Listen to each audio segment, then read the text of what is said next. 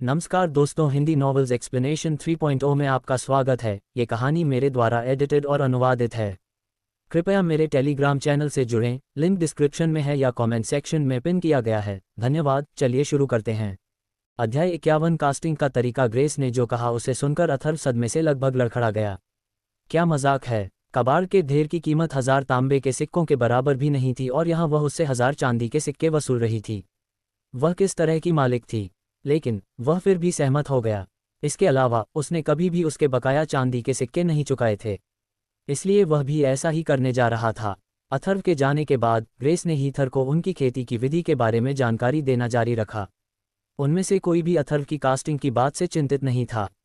उनमें से किसी को भी इस बात पर जरा भी भरोसा नहीं था कि अथर्व कास्टिंग कर सकता है, यहाँ तक कि सबसे निचले स्तर के साधारण हथियार भी नहीं।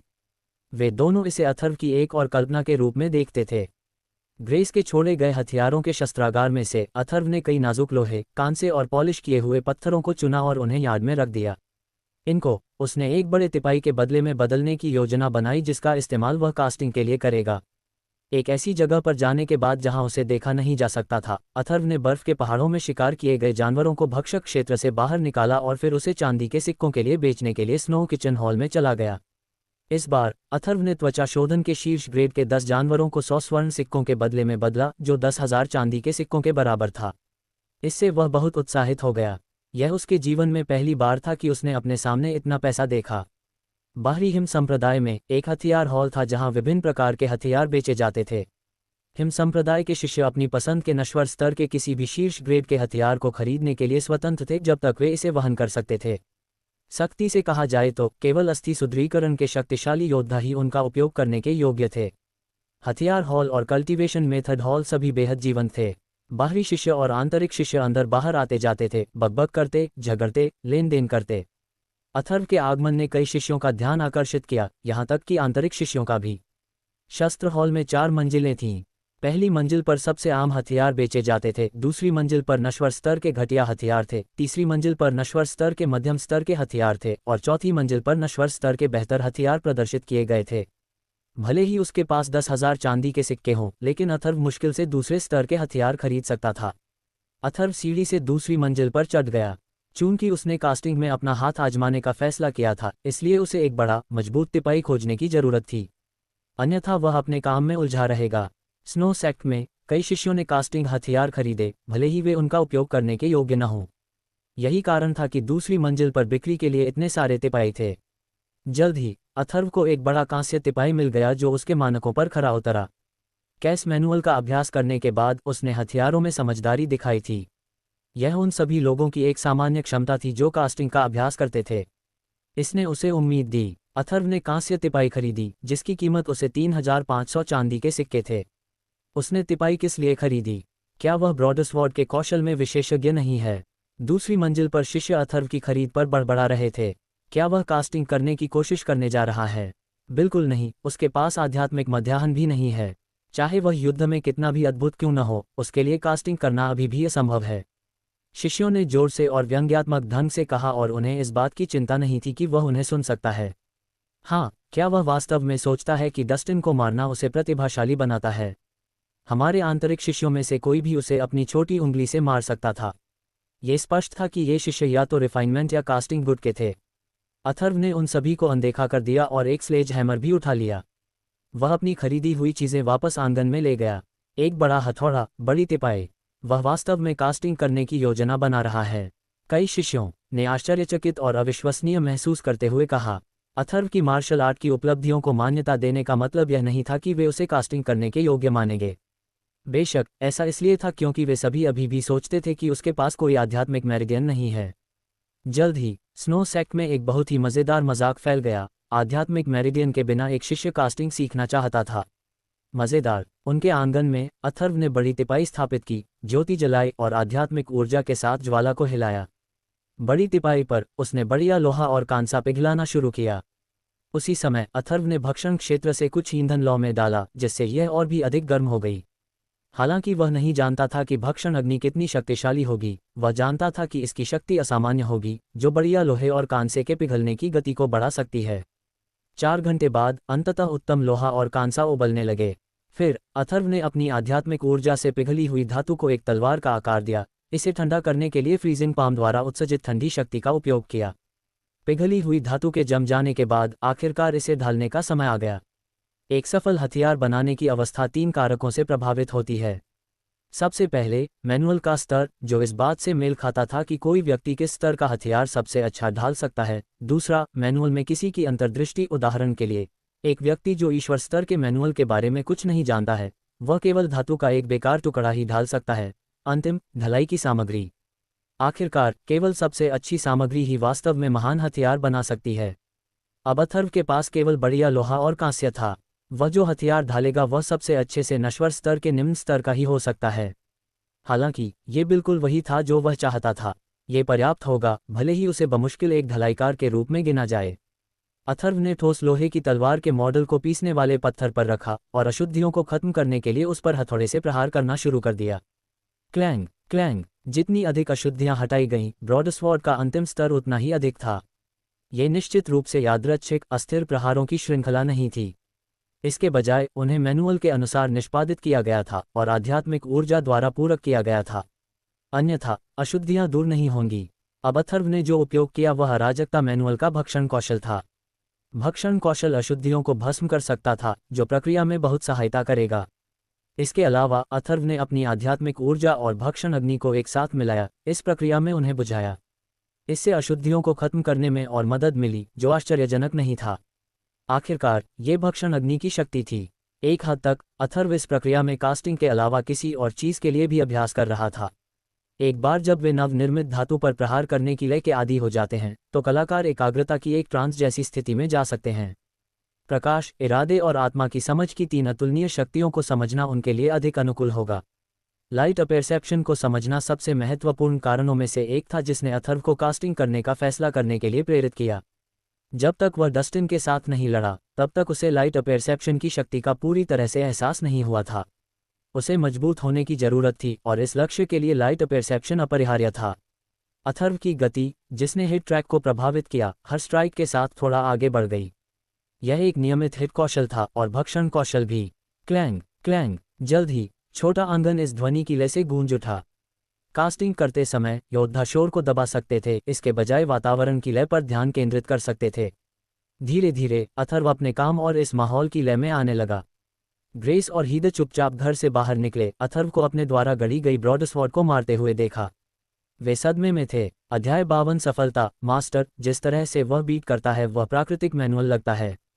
लय और अदृश्य कलात्मक अवधारणा जो कभी भी यादृच्छिक पिटाई से हासिल नहीं की जा सकती है, वास्तव में मेरे अंदर एक एपिफनी उत्पन्न करती है, हीद ने एक ट्रांस में कहा, उसकी पिटाई की प्रत्येक क्रिया को देखते हुए। ग्रेस ने तुरंत सवाल का जवाब नहीं दिया। इसके बजाय उसने अथर्व द्वारा बनाए गए ट्रैक को गौर से देखा और एक संवेदनशील दिल से उसकी लय और कलात्मक भावना को महसूस किया। जितना ज्यादा वह महसूस करती, उसकी आंखों में उतना ही ज्यादा झटका लगता। उसे यकीन नहीं हो रहा था कि अथर्व इतना खास कुछ बना सकता है। स्नो सेक्ट में बहुत से कास्टिंग मास्टर थे, यहाँ तक कि डैमी स्पिरिट लेवल के 2 भी।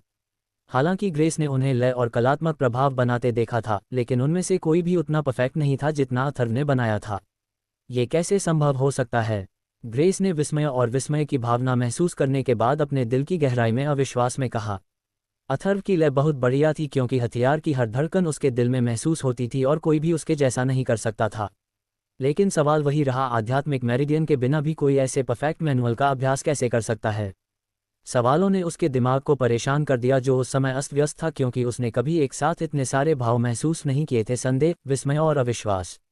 वे वहां दर्शकों के रूप में थे और जितना वे उत्साहित थे, उन्होंने अथर्व को विचलित करने और परेशान करने के लिए कभी कुछ नहीं किया।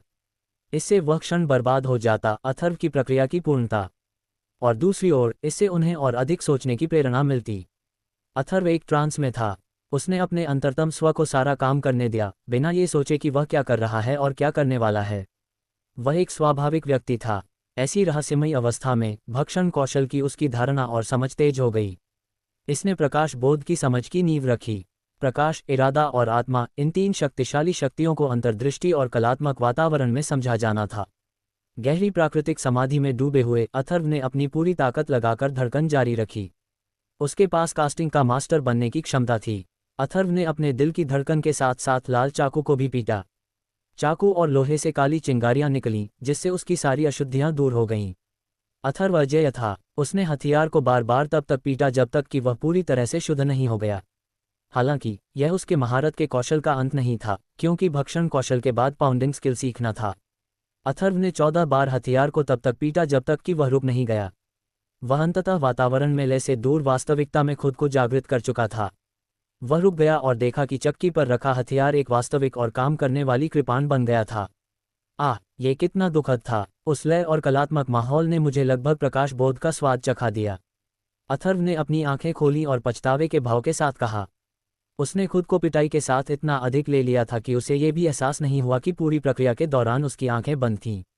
फिर भी इस तथ्य ने उसे निराश नहीं किया, क्योंकि यह इतना थकाऊ और परेशान करने वाला काम था कि कोई भी इसे एक झटके में नहीं चख सकता था। इसे गहराई से, गहरी समझ के साथ पोषित किया जाना था। यही कारण था कि कई योद्धा थे जिन्होंने पहले ही आधे रास्ते में हार मान ली थी। अथर्व ने अपनी नज़र अपनी रचना पर डाली। कृपाण असाधारण से परे थी, क्रिस्टल साफ, ब्लेड की तरह तेज और अशुद्धियां कहीं नहीं थीं। यहाँ तक कि सबसे शक्तिशाली गंध की भावना भी अशुद्धियों को नहीं ढूंढ सकती थी। ये लगभग सही था। उसने जो अभी अभी बनाया था उसे देखने के बाद अथर्व ने अपनी नज़रें ग्रेस और हीथर पर घुमाईं। मास्टर ग्रेस, छोटी हीथर, तुम मेरे द्वारा अभी अभी फेंकी गई कृपाण के बारे में क्या सोचती हो?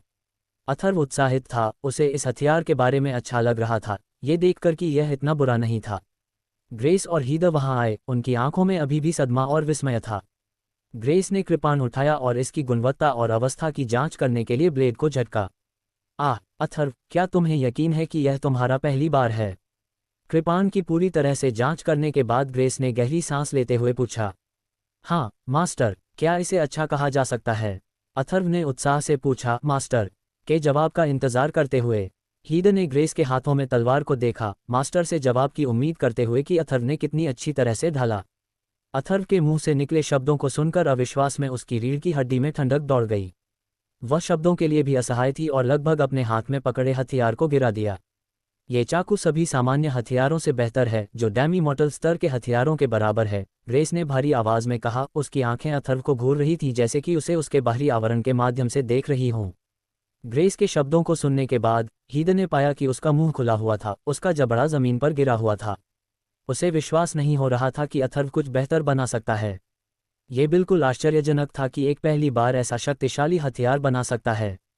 लेकिन अथर्व ने अपनी आंखों में निराशा के भाव के साथ बड़बड़ाते हुए कहा, केवल डेमी मॉर्टल लेवल?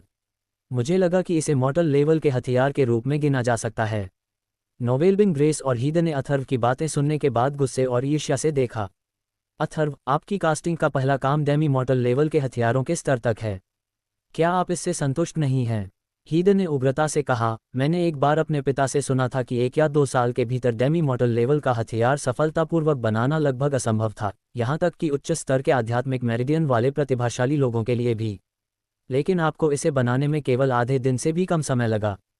सच में? क्या आप अतिशयोक्ति नहीं कर रहे हैं?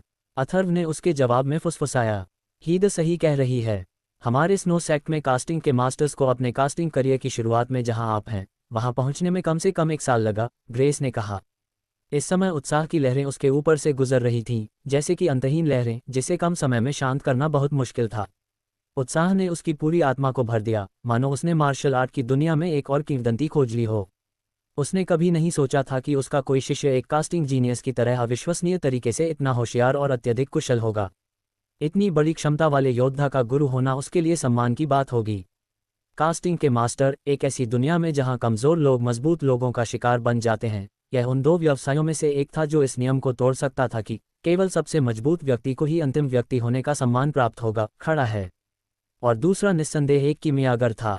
वाह, तो आपने जो कहा उसके साथ मुझे भी इस क्षेत्र में एक महान व्यक्ति माना जा सकता है, अथर्व ने अपने चेहरे पर एक आत्मसंतुष्टि के साथ कहा। उसकी आंखों में खुशी की चमक थी, जैसे कि वह निश्चित रूप से कास्टिंग का एक सम्मानित मास्टर है जो संप्रभु शक्ति का आनंद लेता है।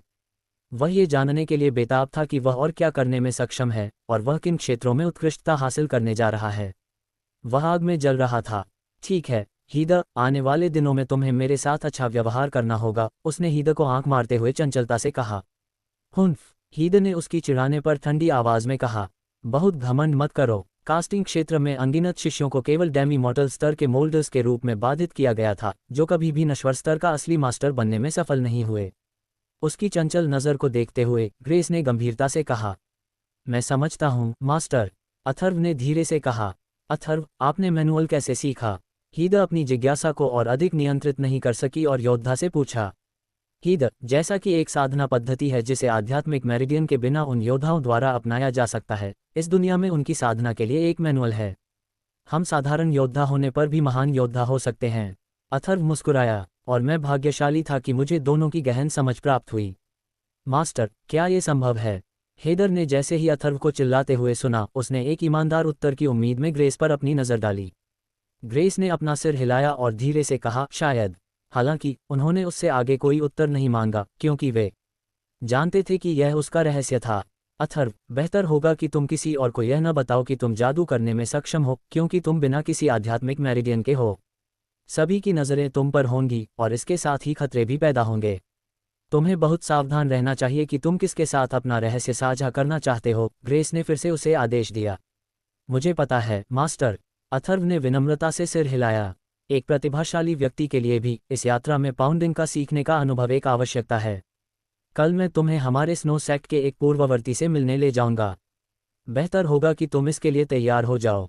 अध्याय 53। एक प्रतिद्वंद्वी से बचा नहीं जा सकता है। आराम करने के लिए मुश्किल से कोई समय लेते हुए अथर्व ने रात को हथियार ढालने में बिताया। वह प्रकाश बोध को जल्दी से जल्दी समझने के लिए बहुत उत्सुक था, भले ही वह केवल थोड़ा सा ही सीख सके। इससे बाहरी प्रतियोगिता जीतने की उनकी संभावनाएं काफ़ी बढ़ जाएंगी। जैसा कि उसने वादा किया था, अगले दिन ग्रेस अथर्व को एक बहुत बड़े और चौड़े प्रांगण में ले गई। पहुंचने पर एक जोरदार धड़कन की आवाज़ सुनाई दी। यह एक लयबद्ध धड़कन थी, निस्संदेह खजाने की किताब के कानून की। स्नो सेक्ट में डेमी स्पिरिट लेवल पर 2 कास्टिंग मास्टर हैं जो पूरे क्षेत्र में शीर्ष प्रतिभा हैं। उनमें से एक दूसरा एल्डर है और दूसरा 5वां एल्डर सैमुअल है, जो इस प्रांगण का मालिक है, ग्रेस ने समझाया। दूसरे एल्डर, जिन्होंने स्नो सेक्ट के कास्टिंग गुट की स्थापना की, ने गुट से अपने कई शिष्यों को चुना है। तो मास्टर, क्या मैंने दूसरे एल्डर को नाराज किया है? उसने सावधानी से पूछा। वह ये जानकर चौंक गया कि कास्टिंग गुट की स्थापना डेमी स्पिरिट लेवल के एक कास्टिंग मास्टर ने की थी, जिसकी स्थिति जन्मजात आत्मा के बराबर थी। आराम करो अथर्व, दूसरा एल्डर इतना शक्तिशाली है कि तुम्हारे जैसे योद्धा को गंभीरता से नहीं लिया जाएगा, ग्रेस ने जवाब दिया। ओह, मुझे ये सुनकर खुशी हुई, अथर्व ने राहत महसूस करते हुए कहा। एल्डर सैमुअल के शिष्य वे हैं जिन्हें वह अपने मानकों के लिए योग्य मानते हैं। अन्यथा एक योद्धा नोवेलबिन को कभी भी उनके शिष्य के रूप में स्वीकार नहीं किया जाएगा, चाहे वह कास्टिंग में कितना भी प्रतिभाशाली क्यों न हो। इस वजह से एल्डर सैमुअल के पास कभी भी 15 से अधिक शिष्य नहीं रहे, ग्रेस ने कहा। लगता है कि 5वें एल्डर का व्यक्तित्व वाकई अद्भुत है, अथर्व ने बड़बड़ाया। मुझे वास्तव में उम्मीद है कि एल्डर सैमुअल आपको योग्य पाएंगे। अन्यथा भले ही मैं आपके लिए जमानत दूं, आपको यहाँ से जाना होगा। यह आपके लिए बहुत बड़ा नुकसान होगा। हाँ मास्टर, मेरे जैसा आकर्षक शिष्य निश्चित रूप से कट जाएगा। अथर्व आश्वस्त था। उसके छोटे से मजाक को अनदेखा करते हुए ग्रेस ने उसे सख्ती से याद दिलाया, सुनिश्चित करें कि आंगन में चलने के बाद आप कास्टिंग करने में सक्षम नहीं पाए जाएंगे। हाँ मास्टर, ये कहते हुए ग्रेस और अथर्व आंगन में चले गए। इस विशाल आंगन में 1 दर्जन विशाल चक्की के पत्थर थे और उनमें से प्रत्येक के पास एक बड़ा कास्टिंग ट्राइपॉड खड़ा था। 8 या 9 युवक पिटाई और कास्टिंग में व्यस्त थे। किसी ने ग्रेस और अथर्व पर ध्यान नहीं दिया। हालांकि कई अन्य युवा जो आराम कर रहे थे, सभी ने ग्रेस का सम्मानपूर्वक अभिवादन किया। उनकी परिचितता से यह स्पष्ट था कि ग्रेस यहाँ बहुत बार आई थी। मुख्य शिष्य बनने के बाद स्नो सेक्ट के शिष्यों को उच्च पद पर पदोन्नत किया जाएगा और इसलिए उन्हें अन्य शिष्यों से अधिक सम्मान मिलेगा, विशेषकर जब बात आई कि वे इन मुख्य शिष्यों को किस प्रकार संबोधित करते हैं। मास्टर ग्रेस, आप आज अथर्व को यहाँ कास्टिंग के तरीके सीखने के लिए नहीं लाए थे, है न? एक शिष्य ने मुस्कुराते हुए पूछा, व्यंग्य से ज्यादा उत्सुकता से भरा लग रहा था। स्नो सेक्ट के सभी शिष्यों ने सुना था कि अथर्व कास्टिंग सीखने का इरादा रखता है। कास्टिंग वास्तव में इतनी बड़ी बात नहीं थी, लेकिन अथर्व के पास आध्यात्मिक मेरिडियन की कमी थी जिसने इस खबर को वाकई चौंकाने वाला बना दिया था। ये सच है कि बुरी खबर जल्दी आती है, जबकि अच्छी खबर बाद में आती है। ये सुनकर अथर्व तुरंत समझ गया कि क्या दांव पर लगा था और उसने खुद से आह भरी। ओह, ये सिर्फ एक अफवाह है। मैं वास्तव में आज यहाँ आपकी कास्टिंग विधियों का निरीक्षण करने आया था ताकि मैं अपने अवलोकनों के माध्यम से लाइट परसेप्शन को समझ सकूं, अथर्व ने समझाया। हाँ, मैं समझ गया। ये सभी युवा शिष्य अथर्व के बहाने से खुश थे, लेकिन आप जानते हैं, हमारे पास ये तय करने का अधिकार नहीं है कि आप यहाँ निरीक्षण कर सकते हैं या नहीं। आपको बर्था से पूछना चाहिए। मास्टर के एकांतवास के दौरान वह यहाँ सब कुछ संभालती है। तो एल्डर सैमुअल एकांतवास में हैं। ग्रेस ने पुष्टि की। हाँ, तो बर्था कहाँ है? ग्रेस ने पूछा। मुझे लगता है कि वह अपने अभ्यास कक्ष में है, एक शिष्य ने कंधे उचकाते हुए कहा। अथर्व, जब आप बाद में बर्था से मिले तो आपको उसका सम्मान करना चाहिए। अचानक एक युवा शिष्य अथर्व के पास आया और फुसफुसाया, हो सकता है कि बर्था मास्टर ग्रेस की खातिर आपको रहने दे, लेकिन अगर उनका मूड खराब रहा तो आपको बाद में तकलीफ होगी। चेतावनी के लिए धन्यवाद, अथर्व ने कहा, ये सोचकर कि वह क्या करने जा रहा है। फिर अथर्व ग्रेस के पीछे एक छोटे से कमरे में गया जो बर्था का अभ्यास कक्ष था। ग्रेस, तुम आज यहाँ क्यों हो? प्रवेश द्वार पर एक स्पष्ट आवाज आई और कमरे से एक हरे रंग की पोशाक में एक महिला निकली। हरे रंग की पोशाक, सुंदर रूप और शानदार हवा ने उसे बर्फ के पहाड़ों का एकमात्र केंद्र बना दिया था। वह हर किसी की निगाहों में छा गई, जैसे बर्फ और बर्फ में खिलने वाला हरा फूल। इसमें कोई संदेह नहीं था कि वह महिला बर्था थी, लेकिन जैसे ही अथर्व ने उसे देखा, वह स्तब्ध रह गया और थोड़ा डर गया, क्योंकि उसने उसे तुरंत पहचान लिया। वह वही महिला थी जिसे उसने पहली बार स्नो सेक्ट में आने पर साधना करते हुए देखा था और बर्फ से ढके पहाड़ पर भटक गया था। तब तक उसके खूबसूरत कंधों और पैरों की छवि अभी भी उसके दिमाग में कौंध रही थी। क्या यही मतलब है जब वे कहते हैं कि प्रतिद्वंद्वी एक दूसरे से बच नहीं सकते? अगर ऐसा होना तय है तो ये होकर रहेगा। एक आह भरते हुए अथर्व अनजाने में ग्रेस के पीछे छिप गया। फिर भी बहुत देर हो चुकी थी, क्योंकि बर्था ने अथर्व को पहचान लिया था। वह उसे कभी नहीं भूलेगी। वह उस आदमी को कभी माफ नहीं करेगी जिसने उसका आधा नग्न शरीर देखा था और उसके हस्तक्षेप ने उसे साधना के दौरान लगभग नियंत्रण खो दिया था। जब वह वापस लौटी और अपनी सांसें संभाली तो वह बदला लेने के इरादे से चुपके से उसे ढूंढ रही थी। उसे देखते ही उसकी हमेशा की तरह आकर्षक आंखें अचानक ठंडी हो गईं। लेकिन ये देखते ही कि अथर्व ग्रेस के पीछे छिपा हुआ था, ये जल्दी ही गायब हो गया। उसने अपना संयम वापस पा लिया। उसने सुना था कि ग्रेस ने एक नए शिष्य की भर्ती की है, और जैसा कि हुआ, वह अथर्व था। बर्था, तुम जानती हो कि मैं यहाँ एक कारण से आई हूँ। ग्रेस मुस्कुराई। मैं आज यहाँ तुमसे एक एहसान मांगने आई हूँ। यह मेरा शिष्य अथर्व है जिसका मैंने तुमसे उल्लेख किया है। मैं चाहती हूँ कि उसे बाहरी प्रतियोगिता से पहले यहाँ कास्टिंग देखने का मौका मिले ताकि वह प्रकाश बोध को समझ सके। बेशक ये तुम्हारा शिष्य है, मैं इसे आगे से खुद निर्देश दूंगी। बर्था ने तुरंत सहमति दे दी। भूल जाओ, मैंने अपना मन बदल लिया है, अथर्व ने जल्दी से ग्रेस से फुसफुसाया। बर्था की सहमति ने उसे चिंतित कर दिया। हालांकि ग्रेस ने अथर्व की बातों को नज़रअंदाज कर दिया और बर्था से बात करना जारी रखा। बीच बीच में जब वह बात करती तो बर्था अपनी खूबसूरत आंखों से अथर्व को देखती। उनकी आंखों का मतलब साफ था, बाद में तुम्हें तकलीफ होगी। मैं मर चुका हूँ, अथर्व ने सोचा। फिर ग्रेस चली गई, अथर्व को बर्था के साथ कमरे में अकेला छोड़कर। बर्था, अथर्व ने विनम्रता से कहा, एक सख्त मुस्कान के साथ। अध्याय 54। बर्था, क्या तुम वह आदमी नहीं हो जिसके बारे में स्नो सेक्ट में हर कोई बात कर रहा है, जिसके पास आध्यात्मिक मैरिडियन नहीं है? बर्था अथर्व के सामने आए, उसके कंधे पर हाथ रखा और उसे देखा और एक धूर्त मुस्कान के साथ कहा। अथर्व का दिल तेजी से धड़क रहा था। बर्था की मीठी खुशबू ने माहौल को घेर लिया। पहाड़ की चोटियों पर लगे पेड़ और फूल, मीठी मीठी बातें और दिल की बातें अथर्व के दिमाग में घूमने लगीं। वह थोड़ा लाल हो गया, उसके गाल गुलाबी हो गए। इससे उसे थोड़ी शर्मिंदगी महसूस हुई। हाँ, मैं हूँ, अथर्व ने एक कदम पीछे हटते हुए सम्मानपूर्वक उत्तर दिया। शर्मनाक दृश्य उसके दिमाग में बार बार घूमता रहा। क्या ये रोमांटिक था? जैसे जैसे वह इसके बारे में सोचता गया, उसे और भी शर्मिंदगी महसूस होने लगी। इसने उसे एक छोटा सा अजीब लड़का बना दिया जिसे आप स्पष्ट रूप से एक मूर्ति पर मोहित होते हुए देखेंगे। बातचीत के दौरान उसने जितना हो सका बर्था की आंखों को दूर रखा। ऐसा लगता है कि यह किंवदंती सच है। शायद तुम वाकई एक प्रतिभाशाली व्यक्ति हो, और इस वजह से तुम आध्यात्मिक मेरिडियन के बिना भी त्वचा शोधन की 8वीं कक्षा तक पहुंच सकते हो। बर्था ने आगे कहा, चूंकि अनुग्रह ने तुम्हें मेरे हवाले कर दिया है। खैर, किसी और चीज से पहले चलो तुम्हारी शक्ति का परीक्षण करते हैं। अचानक बर्फ ने अथर्व को घेरना शुरू कर दिया। उसके चारों ओर बर्फीले ठंडे क्रिस्टल बनने लगे जिससे वह अंदर तक कांप उठा, जिसमें उसकी सांस भी शामिल थी जिसे उसने बादल की तरह बाहर निकाला। एक पल में उसने बर्था द्वारा उत्पन्न शक्तिशाली ठंडी हथेली को महसूस किया। ये ठंडी हथेली मजबूत रक्त जीवन शक्ति के साथ मिश्रित होकर उसके सिस्टम में पहुंच गई। समय की कमी थी। उसने इस बारे में ज्यादा नहीं सोचा कि वह क्या करने वाला था, क्योंकि उसका समय खत्म हो रहा था। उसने अपनी बाहें क्रॉस की और तुरंत बर्था द्वारा किए गए मजबूत हमले का विरोध करने की कोशिश की, लेकिन यह उतना प्रभावी नहीं था। वह अभी भी सचमुच जम रहा था। बर्था के हमले के आगे अथर्व की सारी शक्तियां बेकार हो गईं। वह कांप रहा था, उसके अंदरूनी अंग दर्द से कराह रहे थे। दर्द से कराहते हुए जमीन पर गिरते ही एक जोरदार धमाका हुआ। शिष्यों ने अथर्व को जमीन पर पड़ा देखकर अपनी जगह पर ही रुक गए। वे भ्रमित थे कि यह सब क्या हो रहा है। वे सभी वहां खड़े थे, किसी स्पष्टीकरण की प्रतीक्षा कर रहे थे, क्योंकि उन्हें नहीं पता था कि बर्था को इस अथर्व से क्या शिकायत हो सकती है।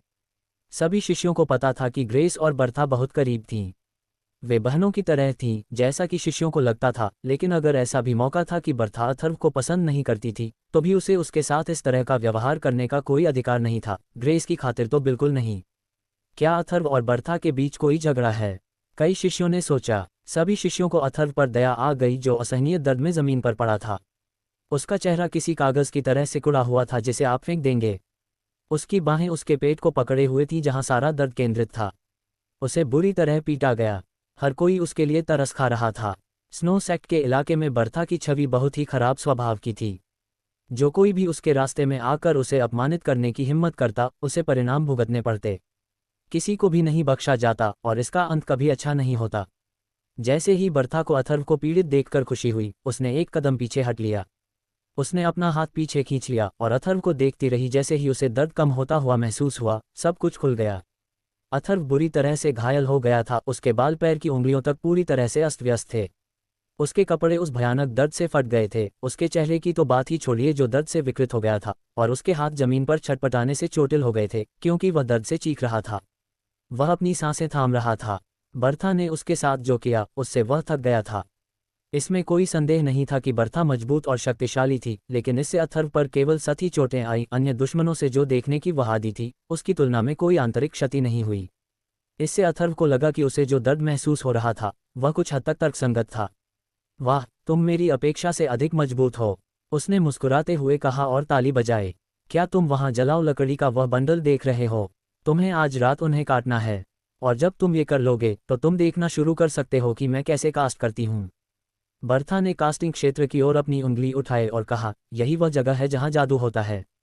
अथर्व उन पेड़ों के ढेर को देखकर दंग रह गया जिन्हें वह काटने वाला था। वे छोटे छोटे पहाड़ जैसे थे। उनमें से कितने सारे! वहां लगभग 1 मीटर व्यास वाले लगभग 1000 पेड़ थे। आह भरते हुए उसने सोचा कि उसे कुल्हाड़ी पकड़ लेनी चाहिए और काम शुरू कर देना चाहिए, लेकिन वह हिल नहीं सकता था। उसे जो करना था, उसे सुनकर सभी की नज़रें फिर से उस पर टिक गईं। शिष्य बस उसे दयनीय नज़रों से देखते रहे। बर्था, मैं अब और नहीं देख रहा हूँ, मैं बस जाना चाहता हूँ। उसने अपना सिर बिना किसी उदासीनता के घुमाया, बर्था को देखा और उदास होकर कहा। इस क्षण वह वास्तव में अच्छाई का बदला अच्छाई से और बुराई का बदला बुराई से का अर्थ समझ गया। मैं तुमसे सहमत नहीं हूँ। अनुग्रह ने तुम्हें मेरे हवाले कर दिया है और मैं तुम्हें कुछ भी सीखे बिना वापस नहीं जाने दे सकता। बर्था ने हंसते हुए अपने बगल में बैठे शिष्यों को देखा और कहा, याद रखो, तुम लोग उसकी मदद नहीं कर सकते और उसे इस आंगन से जाने मत दो, अन्यथा तुम्हारा अंत अच्छा नहीं होगा। ठीक है बर्था, हमने काम पूरा कर लिया। शिष्यों ने डर के मारे सहमति जताई। बर्था के निर्देश सुनने के बाद सभी ने सम्मान में सिर हिलाया। स्पष्ट रूप से वे बर्था द्वारा दबाए जाने के आदी थे। और एक और बात, अगर तुम कल तक ये काम पूरा नहीं कर पाए तो तुम्हारा अंत भी अच्छा नहीं होगा, उसने अथर्व से कहा और अपने कमरे में वापस चली गई। केवल अथर्व और अन्य शिष्यों को आंगन में छोड़ दिया। अथर्व, हालांकि हम तुम्हारे साथ सहानुभूति रखते हैं, लेकिन तुम्हें ये जलाओ लकड़ी खुद ही काटनी होगी। हमें बहुत खेद है। एक शिष्य अथर्व के सामने आया, अपना हाथ आगे बढ़ाया और उसे अपने कंधे पर रखा और एक गहरी सांस ली। तुम्हें इसे जल्द से जल्द खत्म करना होगा, नहीं तो इसके गंभीर परिणाम होंगे। शिष्यों द्वारा व्यक्त की गई सभी निर्देशों और सहानुभूति के बाद वे सभी भारी मन से अपने अपने कास्टिंग क्षेत्रों में वापस चले गए। वे केवल शब्दों से ही अथर्व की मदद कर सकते हैं, किसी भी कार्य से नहीं। उन्हें अथर्व के लिए दुख था और उन्होंने कभी किसी के लिए ऐसा नहीं चाहा। वे इस समय केवल अथर्व के लिए सर्वश्रेष्ठ की आशा कर सकते थे। उसने कार्य पूरा करने के लिए अपनी सारी शक्ति और इच्छा को इकट्ठा किया। फिर वह लकड़ी और कठोर तनों के विशाल ढेर के पास गया और जितनी जल्दी हो सके लकड़ी को काटना शुरू कर दिया। ये सब इसलिए क्योंकि वह बर्था को उसे पीटने का एक और कारण नहीं देना चाहता था। उसने सोचा कि शायद वह अगले एक में जीवित न बचे। जहां तक जाने की बात है, इस समय उसके लिए यह असंभव था, क्योंकि यहाँ कास्टिंग करने वाले सभी शिष्य आंतरिक शिष्य और रक्तशोधन योद्धा थे और वह उन सभी को हरा नहीं सकता था। अगर वह भागने की कोशिश करता तो वह खुद का बचाव नहीं कर पाता, क्योंकि हर कोई बर्था के निर्देशों की अवहेलना करने की हिम्मत नहीं करना चाहता। कास्टिंग क्षेत्र में लकड़ी काटने की एक और आवाज़ सुनी जा सकती थी, जिसमें एक लय थी, chop chop chop chop chop. वास्तव में यदि आप पर्याप्त रूप से चौकन्ने थे तो आप सुन सकते थे कि लकड़ी काटने की आवाज़ में एक लय छिपी हुई थी। ये क्रूर लग सकता है, लेकिन अथर्व के लिए लकड़ी काटना वास्तव में इतना बुरा नहीं था। आखिरकार काटने की प्रक्रिया अथर्व के लिए केवल एक सज़ा नहीं थी। ऐसा करते समय वह भक्षण कौशल का अभ्यास भी कर सकता था। यह अथर्व के लिए अपनी क्षमताओं को बढ़ाने का एक तरीका भी था, एक ऐसा अनुभव जो वास्तव में उसके लिए कुछ ला सकता था, अधिक नियंत्रण, अपनी शक्ति और कौशल की अधिक समझ। अगले दिन सुबह होने तक वह कठोर तनों और शंकुधारी पत्तियों के ढेर को पूरी तरह से जलावन की लकड़ी में काट नहीं पाया, लेकिन उसने पाया कि वह बिल्कुल भी थका नहीं था, इसके बजाय वह ऊर्जा से भरा हुआ था। ऐसा लगता है कि मैनुअल योद्धा की थकान को खत्म कर सकता है, उसने हल्के से मुस्कुराते हुए कहा। सुबह सुबह बर्था आए। पिछले दिन उसने जो पहना था उसके विपरीत वह हमेशा की तरह आकर्षक दिख रही थी। उसने काले रंग की पोशाक पहनी थी जो उसके संपूर्ण फिगर को दिखा रही थी। कल उसने जो स्कर्ट पहनी थी उसके विपरीत उसने अपने बालों को एक बन में बांधा था जो उसके सुंदर और राजसी चेहरे को दिखा रहा था। वह उस सुबह एक प्रांसिंग क्वीन थी। ग्रेस से किए गए उसके वादे कभी नहीं भूले गए। वह आज कास्टिंग शुरू करना चाहती थी, जैसा कि उसने अपनी सबसे अच्छी दोस्त से वादा किया था। अथर्व को जानने के कारण उसे ये देखकर आश्चर्य नहीं हुआ कि वह सभी चॉपिंग को पूरा करने में सक्षम था। आखिरकार वह व्यक्ति जानती थी जिसे हराया नहीं जा सकता था, जिसने सभी को साबित कर दिया कि वह जो करता है उसमें सर्वश्रेष्ठ है। अथर्व, आज की कास्टिंग प्रक्रिया इस बात पर निर्भर करेगी कि आपने कल के कार्य की लय और कलात्मक अवधारणाओं से कितना सीखा है। क्या आप समझे? बर्था ने गंभीरता से कहा। कास्टिंग किसी भी कास्टिंग मास्टर के लिए एक पवित्र प्रक्रिया थी। यह एक सच्चे योद्धा के मूल्यों को विकसित करता है और इससे भी महत्वपूर्ण बात यह है कि एक योद्धा के कौशल और क्षमताओं को निखारता है। बर्था ने उस दिन अपना पूरा समय समर्पित किया कि उसे अपने पास मौजूद किसी भी अन्य कार्य को छोड़ना पड़े। वह इस पाठ पर केंद्रित थी। हाँ, मैं समझ गया, अथर्व ने दृढ़ता से कहा और उसकी गंभीर आंखों को देखकर सिर हिलाया। इस बीच यार्ड में सभी शिष्य इकट्ठा हो गए। जाहिर है, अथर्व की तरह वे सभी कास्टिंग की प्रक्रिया देखने के लिए यहाँ आए थे। बर्था एल्डर सैमुअल की एक विशेष शिष्या थी। यही वजह थी कि वह कास्टिंग में बहुत कुशल थी। वह इंटरमीडिएट मॉर्टल लेवल में एक कास्टिंग मास्टर थी। जाहिर है, यहाँ के सभी शिष्यों को विशेष रूप से उसके द्वारा किए गए इस कार्य को देखने से बहुत लाभ मिल सकेगा। आग के नीचे तिपाई में पिघला हुआ गर्म कास्टिंग पदार्थ पिघल गया था और उबल गया था क्योंकि उसने अपना कास्टिंग उपकरण बनाना शुरू कर दिया था। सभी की निगाहें उस पर, उसके हाथों पर और वह कैसे प्रक्रिया कर रही है पर थीं। वह बर्तनों को संभालने और छलकने से बचने के प्रति बहुत सावधान थी। डिंग टिल्डर ताल की ध्वनि के साथ अगल बगल के सभी शिष्य ध्यान से उसे देखने लगे, जिसमें अथर्व भी शामिल था। कास्टिंग प्रक्रिया को देखने के दौरान वह पूरे समय बात नहीं कर पा रहा था। उसके जबड़े खुले हुए थे। पूरी प्रक्रिया की सुंदरता को देखकर उसके मुंह में पानी आ गया। कल उसने जो किया वह उससे बहुत अलग नहीं था जो बर्था अभी कर रही थी। यह एक तथ्य था कि दुनिया के सभी मैनुअल कास्टिंग के लिए पैदा हुए बार बार बर्था ने हाथ से ढलाई करने की विधि का इस्तेमाल जारी रखा, ठीक वैसे ही जैसे अथर्व आंगन में लकड़ी काटता था। लय, ताल, सब कुछ वहां था। गर्मी, सामग्री का पीटना, सब कुछ जादुई रूप से तालमेल में था। अथर्व और शिष्यों की नज़र में यह प्रक्रिया हाथ से की जाने वाली मेहनत नहीं थी। उन्होंने जो देखा उससे ये बिल्कुल भी ढलाई नहीं थी। यह अपने शुद्धतम रूप में कला थी। अध्याय 55 बाहरी प्रतियोगिता शुरू हुई। बर्था की मैनुअल के आदर्श क्षेत्र में प्रवेश करने पर अथर्व को लगा कि वह प्रकाश बोध की समझ के बहुत बहुत करीब आ गया है। बर्था ने जो मैनुअल तैयार किया था वह अथर्व की कैस मैनुअल से किसी भी तरह बेहतर नहीं था। हालांकि बर्था अथर्व से कहीं आगे निकल गई, जो मैनुअल को पूरी तरह समझने के मामले में अभी नौसिखिया था। बर्था द्वारा तैयार किया गया आदर्श क्षेत्र अथर्व द्वारा बनाए गए क्षेत्र से कहीं बेहतर था। अथर्व ने आह भरी। यहाँ एक पर्यवेक्षक के रूप में आना निश्चित रूप से सही निर्णय था, लेकिन गंभीर तथ्य ये रहा कि बर्था उसे यहाँ कभी भी सुचारू रूप से जीवन नहीं जीने देगी। इस दुनिया में यहाँ की सभी महिलाओं के लिए ईमानदारी जीवन से कहीं अधिक मूल्यवान थी। बर्था अथर्व को अपना आधा शरीर देखने के लिए कभी माफ नहीं करेगी। एक कुंवारी के लिए यह बहुत बड़ी वर्जना थी। अथर्व ने यहाँ की दुनिया को देखकर बहुत कुछ सीखा था। एक तो उसके पास मैनुअल और फोर्जिंग की विधि को समझने की गहरी क्षमता थी, और इसके अलावा उसे ये भी लग रहा था कि वह जल्द ही लाइट परसेप्शन की शक्ति का दोहन करने का तरीका खोज लेगा। विनफ्रेड वांग, इस तलवार को अपने साथ ले जाओ और हथियार हॉल के नेता से कहो कि इस तलवार की कीमत 50,000 चांदी के सिक्कों से कम नहीं हो सकती, बर्था ने अपने शिष्य से कहा, अपनी बनाई हुई तलवार को पलटते हुए। वास्तव में यह एक बेहतरीन ब्लेड था, हर लिहाज से बेहतरीन। 50,000 चांदी के सिक्के, ये कितनी कीमती है। इस तलवार का ग्रेड क्या है? अथर्व ये सुनकर हैरान रह गया कि इस तलवार की कीमत 50,000 चांदी के सिक्कों की है। अथर्व, तुम्हें पता होना चाहिए कि बर्था मॉर्टल लेवल के मध्यवर्ती चरण में एक कास्टिंग मास्टर है। और वह जो हथियार बनाती है वे मॉर्टल लेवल के हैं, विनफ्रेड ने समझाया। शायद आपको ये पता ना हो, लेकिन सच तो यह है कि बर्था पूरे स्नो सेक्ट में मॉर्टल लेवल के मध्यवर्ती चरण में सबसे कम उम्र की कास्टिंग मास्टर है, एक अन्य शिष्य ने प्रशंसा से भरी आवाज में कहा। अपने परिष्कृत कास्टिंग कौशल के अलावा बर्था इतनी अविश्वसनीय रूप से सुंदर और आकर्षक थी कि सभी शिष्य उसकी बहुत प्रशंसा करते थे। इन शिष्यों ने जो कहा उससे जाहिर तौर पर बर्था काफी खुश हुई। उसने अपना सिर थोड़ा ऊपर उठाया, उसकी आंखों में खुशी का एक संकेत चमक रहा था। फिर उसने अपने शिष्यों से कहा, आज का मेरा काम पूरा हो गया है। आपको जल्द से जल्द साधना शुरू कर देनी चाहिए। हाँ बर्था, इन सभी शिष्यों ने झुककर उत्तर दिया। फिर वे अपने अपने कार्य क्षेत्रों की ओर चले गए जहां वे हथियार बनाने का अभ्यास करते थे। अथर्व, मेरे पीछे आओ, मुझे यह आकलन करना है कि तुमने मेरे मैनुअल से कितना सीखा है, बर्था ने ठहाका लगाते हुए कहा। भगवान, दुष्स्वप्न शुरू हो गया है, अथर्व ने निराश होकर कहा। उन शिष्यों ने उसे सहानुभूति भरी नज़र से देखा, लेकिन वे मदद के लिए कुछ नहीं कर सके। कुछ ही देर बाद बर्था के घर के सामने से चीखने की आवाज़ सुनाई दी। फिर लकड़ी के कटने की आवाज़ आई। भले ही अथर्व ने जो लकड़ी काटी थी वह बर्था के लिए 1 दर्जन दिनों तक इस्तेमाल करने के लिए पर्याप्त थी, लेकिन वह अकेली नहीं थी जो आंगन में हथियार बनाने का काम करती थी। अथर्व ने बाकी के आंगन के स्वामी के लिए लकड़ी काटना जारी रखा। इस तरह अथर्व इस आंगन में सामान्य जीवन जी रहा था।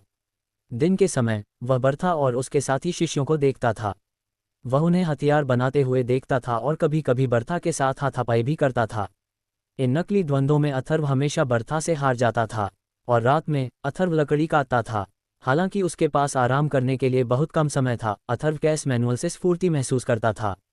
अथर्व की दिनचर्या ने उसके लिए स्वाभाविक तरीके से शानदार परिणाम देखना संभव बना दिया। सबसे पहले उसने कैस मैनुअल में घोषित पाउंडिंग की विधि की गहरी समझ हासिल की। 5 और अवसर दिए जाने पर अथर्व को लगा कि वह निम्न स्तर के नश्वर स्तर के हथियार को भी कास्ट करने में आश्वस्त होगा। कुल मिलाकर अथर्व निम्न स्तर के नश्वर स्तर के कास्टिंग मास्टर बनने के लिए पर्याप्त रूप से सक्षम था। वास्तव में ये कहा जा सकता है कि अथर्व हथियार बनाने में प्रतिभाशाली था। कौशल में शून्य ज्ञान से शुरू करते हुए उसे कास्टिंग मास्टर बनने में केवल आधा महीना लगा। महाद्वीप पर सबसे विलक्षण कास्टिंग जीनियस को भी शुरुआत से शुरू करने पर नश्वर स्तर का कास्टिंग मास्टर बनने में आमतौर पर 6 महीने या उससे अधिक समय लगता था। इसके अलावा अथर्व अंततः लाइट एप्रिसिएशन को भी समझ गया। हालांकि उसे पूरी तरह से समझने में अभी काफ़ी समय बाकी था, फिर भी अथर्व को विश्वास था कि वह कम समय में ही काफ़ी प्रगति देख पाएगा। लेकिन उसकी सफलता का एक और सच था जो अथर्व खुद भी नहीं जानता था। जब भी वह बर्था से लड़ता, अथर्व को बेरहमी से पीटा गया, लेकिन उसने युद्ध के सभी अनुभवों को अमूर्त तरीके से बनाए रखा। ऐसा इसलिए था क्योंकि वह जिस व्यक्ति के साथ प्रशिक्षण ले रहा था वह बर्था थी, जो रक्त शोधन के चरम पर एक योद्धा थी। और उसके बाद के दिनों में अथर्व बर्था के बारे में और अधिक समझने लगा। वह न केवल शीर्ष 10 आंतरिक शिष्यों में छठी सबसे मजबूत थी, बल्कि एम्बर गुड में दूसरी सबसे बड़ी भी थी। अथर्व को आखिरकार एहसास हुआ कि इस गुट का नाम अमेलिया और बर्था के नामों का संयोजन था। बर्था ने अथर्व को बाहरी प्रतियोगिता से 3 दिन पहले तक जाने नहीं दिया। अपने प्रस्थान से पहले अथर्व ने उसे बहुत धन्यवाद दिया, क्योंकि वह बर्था की अमूल्य मदद के लिए आभारी था, भले ही उसने वहां बिताए लगभग 10 दिनों के दौरान प्रतिशोध के व्यक्तिगत इरादे दिखाए हों। अपने आंगन में वापस आकर अथर्व ने एकांत में साधना शुरू करने से पहले ग्रेस और हीथर को अपने अनुभवों के बारे में बताया। त्वचा शोधन की 8वीं कक्षा के लिए एक ठोस आधार उस समय रखा गया था जब वह दूर था। अब वह त्वचा शोधन की 9वीं कक्षा की साधना करने के लिए तैयार हो गया। इस बार अथर्व को भक्षक क्षेत्र की सहायता की आवश्यकता नहीं थी, क्योंकि अब वह किसी भी समय त्वचा शोधन की 9वीं कक्षा तक पहुंच सकता था। अथर्व ने अपनी साधना के लिए 200 शरीर शोधन गोलियां तैयार कीं। इनमें से अधिकांश गोलियां तब प्राप्त हुई थीं जब उसने लौह रक्त परीक्षण के दौरान विरोधियों पर विजय प्राप्त की थी। 190 शरीर शोधन गोलियां खाने के बाद अथर्व सफलतापूर्वक त्वचा शोधन की उच्चतम कक्षा में प्रवेश कर गया। त्वचा शोधन में अपने नए स्तर को मजबूत करने में आधा दिन बिताने के बाद अथर्व ने अपनी साधना बंद कर दी। अब उसका एकांत में साधना करने या हथियार चलाने का कोई इरादा नहीं था। इसके बजाय अथर्व ने अपना ध्यान अपने मन को प्रशिक्षित करने पर केंद्रित कर दिया ताकि वह अपनी सारी शक्ति को एकाग्र कर सके और बाहरी प्रतियोगिता के लिए सर्वोत्तम संभव आकार में आ सके। उसने इस प्रतियोगिता में अपने स्थान को कम महत्व दिया, लेकिन पुरस्कार जीतने को अधिक महत्व दिया। इन पुरस्कारों ने रक्त शोधन के कई उन्नत योद्धाओं को आकर्षित किया था। पिछली बार प्रतियोगिता के प्रथम स्थान के विजेता के लिए पुरस्कार में मध्यवर्ती नश्वर स्तर के अपने वांछित हथियार का चयन करने की स्वतंत्रता थी। इसके अलावा ब्लैक लेवल के निम्न स्तर की साधना पद्धति के एक सेट के साथ 7-10 रक्त शोधन गोलियां भी थीं। इन 3 पुरस्कारों में से कोई भी रक्त शोधन के योद्धाओं को जीतने के लिए पर्याप्त था, इस हद तक कि पुरस्कार के लिए लड़ते समय उनके सिर टूट जाते और खून बहता। आखिरकार बाहरी प्रतियोगिता का दिन आ गया। पूरा हिम संप्रदाय शोर और उत्साह से गुलजार था, माहौल प्रत्याशा से फट रहा था। हिम संप्रदाय के लगभग सभी शिष्य इस संप्रदाय के सबसे बड़े चौक पर आ चुके थे। फिर भी सभी शिष्य बाहरी प्रतियोगिता में भाग नहीं लेंगे। केवल वे ही शामिल होंगे जिन्हें शीर्ष 100 में प्रवेश के योग्य समझा जाएगा, क्योंकि पुरस्कार केवल शीर्ष 100 के लिए ही तैयार किए गए थे। इस प्रतियोगिता में बड़ी संख्या में शिष्य भाग ले रहे थे, जिनमें से प्रत्येक अपने कौशल और क्षमता के बारे में बहुत सोच रहा था। भीड़ भरे चौक में सबसे पहले पहुंचने वाले 9 बुजुर्ग थे हिम संप्रदाय के प्रसिद्ध 9 अर्धअमर योद्धा। पहला व्यक्ति जो अथर्व से परिचित था एल्डर एबॉट था। उसने अभी अभी अथर्व की 2 सबसे हालिया मृत्यु लड़ाइयों की मेजबानी की थी। अन्य शिष्यों की बड़बड़ाहट से अथर्व को अन्य 3 बुजुर्गों के बारे में पता चला। एक बूढ़ा आदमी एल्डर नील था, एक बूढ़ी महिला एल्डर लूसिया थी, और अंतिम एक बूढ़ा दिखने वाला व्यक्ति था जो स्नो सेक्ट का शीर्ष बुजुर्ग था। उन्होंने सदियों से अर्धअमरता प्राप्त की थी। उन्हें एक वरिष्ठ अर्धअमर के रूप में जाना जाता था। उनकी उपस्थिति से पता चलता था कि केवल अर्धअमर से एक सहज आत्मा के स्तर तक की छलांग लगाना कठिन है। चारों बुजुर्ग बैठ गए, शिष्यों को देखकर मुस्कुराए और मंच पर कुर्सियों के पास खड़े हो गए। स्नो सेक्ट का संप्रदाय प्रमुख अभी तक नहीं आया था। क्या वे संप्रदाय प्रमुख का इंतजार कर रहे हैं? मैंने सुना है कि स्नो संप्रदाय का प्रमुख एक जन्मजात ओवरमैच है। वह कैसा हो सकता है? अथर्व ने खुद से कहा। अथर्व, ऐसा कहा जाता है कि संप्रदाय प्रमुख को पूरे स्नो लैंड के शीर्ष रैंक वाले ओवरमैच के रूप में सम्मानित किया जाता है। हीद ने उसके कान में फुसफुसाया। स्नो संप्रदाय के शीर्ष रैंक वाले ओवरमैच के रूप में वह वास्तव में संप्रदाय प्रमुख होने के योग्य होना चाहिए। अथर्व ने सोचा। अथर्व, एक आक्रामक आवाज चिल्लाई। 2 युवा पुरुष अथर्व और हीथर के पास आए। उनमें से एक लीन था और अथर्व दूसरे को जाविस के नाम से भी जानते थे, जो चौथे स्थान पर था। वे दोनों ही रिफाइनमेंट गुट के थे। लीन, क्या हो रहा है? क्या मेरे शरीर को रिफाइन करने की साधना विधि को फिर से देखने के लिए इंतजार नहीं कर सकते? अथर्व ने लीन की ओर तिरस्कारपूर्वक देखते हुए हंसी उड़ाई। अपनी साधना विधि पर ध्यान दो। अपनी बकवास रिफाइनमेंट साधना विधि के बारे में खुद की चापलूसी मत करो। मैं तुम्हें बाहरी प्रतियोगिता में तुम्हारी पीठ पर नजर रखने के लिए यहाँ हूँ। लीन ने उग्रता से कहा, उसके होंठ मुड़े हुए थे। क्या तुम नहीं जानते कि रिफाइनमेंट गुट में किसी को भी अपमानित करने का अंत हमेशा बुरा ही होगा? जाविस ने दोहराया। सच में? तो तुम्हें ये भी पता होना चाहिए कि जो कोई भी मेरा विरोध करेगा उसका भी यही हश्र होगा। अथर्व ने ठंडे स्वर में कहा। मुझे आश्चर्य है कि क्या तुम बाहरी प्रतियोगिता के बाद भी इतने घमंडी रहोगे? लीन ने धीरे से कहा, उसकी आंखें गुस्से में सिकुड़ गईं। उसके बाद लीन और जाविस चले गए, क्योंकि शब्द केवल इतनी ही दूर तक जा सकते थे। उसे वास्तव में अपमानित करने के लिए उन्हें बाहरी प्रतियोगिता में अथर्व को हराना था। आज की बाहरी प्रतियोगिता बहुत दिलचस्प होगी। कई शिष्यों ने टिप्पणी की, रिफाइनमेंट गुट के 2 शिष्यों के साथ अथर्व का टकराव देखने के बाद। बेशक रिफाइनमेंट गुट के अलावा मुझे यकीन है कि कास्टिंग गुट अथर्व को अपमानित करने का कोई मौका नहीं छोड़ना चाहेगा, लेकिन अथर्व को भी आसानी से नहीं हराया जा सकता। आखिरकार वह वही निर्दयी व्यक्ति है जिसने डस्टिन को मार डाला। हीद, अगर तुम रिफाइनमेंट गुट या कास्टिंग गुट के लोगों से मिलती हो तो सावधान रहना, ठीक है? अपनी श्रेष्ठता का दावा मत करो। अगर तुम्हें लगता है कि तुम्हारे हारने की संभावना है तो तुम बस हार मान लो, अथर्व ने हीद से कहा। वह गंभीर था, जैसे वह उसे आदेश दे रहा हो। इस पर हीद के गाल गर्म हो गए। वह शर्मा रही थी। मैं जानता हूँ अथर्व, मेरा लक्ष्य केवल पुरस्कार है। बाहरी शिष्यों में शीर्ष 50 में जगह बनाना मेरे लिए पर्याप्त है, हीद ने अपनी जीभ बाहर निकालते हुए उत्तर दिया। अखाड़े के चारों ओर भीड़ में शामिल सभी लोगों ने अचानक ऊपर देखा। उनके शरीर में ठंडक फैल गई थी, जिससे वे थोड़ा कांप रहे थे। तभी दूर से एक सफ़ेद आकृति दिखाई दी। वह एक मध्यम आयु वर्ग का व्यक्ति था, जिसकी लंबाई 8 फीट से अधिक थी और उसने बर्फ सफ़ेद वस्त्र पहना हुआ था। उसके शरीर का हर इंच राजा की महिमा और शक्ति को दर्शाता था, विशेष रूप से उसकी गहरी पुतली जो इतनी गहरी थी कि ऐसा लगता था कि वे सब कुछ, यहाँ तक कि दीवारों को भी देख सकती हैं। उसके काले बालों में बर्फ के क्रिस्टल लगे हुए थे, जिनसे ठंडी भाप निकल रही थी। स्नो सेक्ट के सभी लोग उस पर ध्यान केंद्रित कर रहे थे। बेशक यह आदमी जेनिथ था, जो स्नो सेक्ट का प्रमुख और स्नो लैंड का शीर्ष रैंक वाला ओवरमैच था। संप्रदाय प्रमुख को सादर प्रणाम। 4 बुजुर्गों और सभी शिष्यों ने झुककर चिल्लाया जब वह मंच पर उतरे। ठीक है, जेनिथ ने शिष्यों की ओर देखते हुए धीरे से अपना सिर हिलाया और फिर से संतुष्टि के साथ सिर हिलाया। आखिरकार एक संप्रदाय और समुदाय की समृद्धि शीर्ष रैंक वाले ओवरमैच के अलावा शिष्यों के कौशल और दृढ़ता पर निर्भर करती है। एल्डर इवान, कृपया शुरू करें। मुझे देखने दें कि ये बाहरी शिष्य कैसे कर रहे हैं, जेनिथ ने एल्डर इवान से कहा। हाँ, चीफ जेनिथ एल्डर इवान मंच के किनारे पर चले गए और भीड़ को संबोधित करने के लिए रुके। यहाँ सभी ने बाहरी प्रतियोगिता के बारे में सुना होगा। शीर्ष 100 शिष्य पुरस्कार जीतेंगे। इसके अलावा यह आपके शोधन परिणाम का परीक्षण करने का एक मौका है, इसलिए मुझे उम्मीद है कि आप सभी इसमें सक्रिय रूप से भाग ले सकते हैं। पुरस्कार जीतने की दुर्लभ संभावनाओं के कारण इस अवसर को न छोड़ें। बाहरी प्रतियोगिता के नियमों के अनुसार वरिष्ठ या कनिष्ठ आप सभी साथी शिष्य हैं, इसलिए मुझे पता है कि मुझे आवश्यकता से अधिक इस पर बात करने की आवश्यकता नहीं है। जो कोई भी बहुत आगे जाएगा उसे कड़ी सजा दी जाएगी, समझे? एल्डर इवान ने जोश से आखिरी वाक्य कहा। उनकी ऊर्जा फूट पड़ी। हम समझते हैं, एल्डर इवान। चौक के चारों ओर जोरदार प्रतिक्रिया गूंज उठी। आखिरकार ये वह दिन था जिसका योद्धा अंतहीन रूप से इंतजार कर रहे थे। हालांकि अभी भी उनमें से कुछ ऐसे थे जो लड़ाई से डरते थे, फिर भी उत्साह संक्रामक था। अगले बाहरी प्रतियोगिता में भाग लेने वाले शिष्यों के लिए कृपया नोवेलबिन चौक के केंद्र में इकट्ठा हों, एल्डर इवान ने घोषणा की। कुछ ही समय में चौक का केंद्र बाहरी शिष्यों से भर गया। अंत में बाहरी शिष्यों के रूप में उच्च स्थान पाने के लिए होड़ करने वाले प्रतिभागियों की संख्या 400 से अधिक लोगों तक पहुंच गई, जो बाहरी शिष्यों की कुल संख्या का 80% था। ये प्रतिशत देखकर जेनिथ और 4 एल्डर बहुत संतुष्ट हुए। फिर जेनिथ खड़ा हुआ, अपने हाथों को लहराते हुए, और नीचे शिष्यों के हाथों पर अनगिनत बर्फ के क्रिस्टल बरसाए। प्रत्येक बर्फ के क्रिस्टल का एक नंबर होता है। अपने जैसे ही नंबर वाले लोगों को खोजें, वे आपके विरोधी बनेंगे, एल्डर इवान ने कहा। विजेता को एक अंक मिलेगा और ये लड़ाई 10 राउंड तक चलेगी।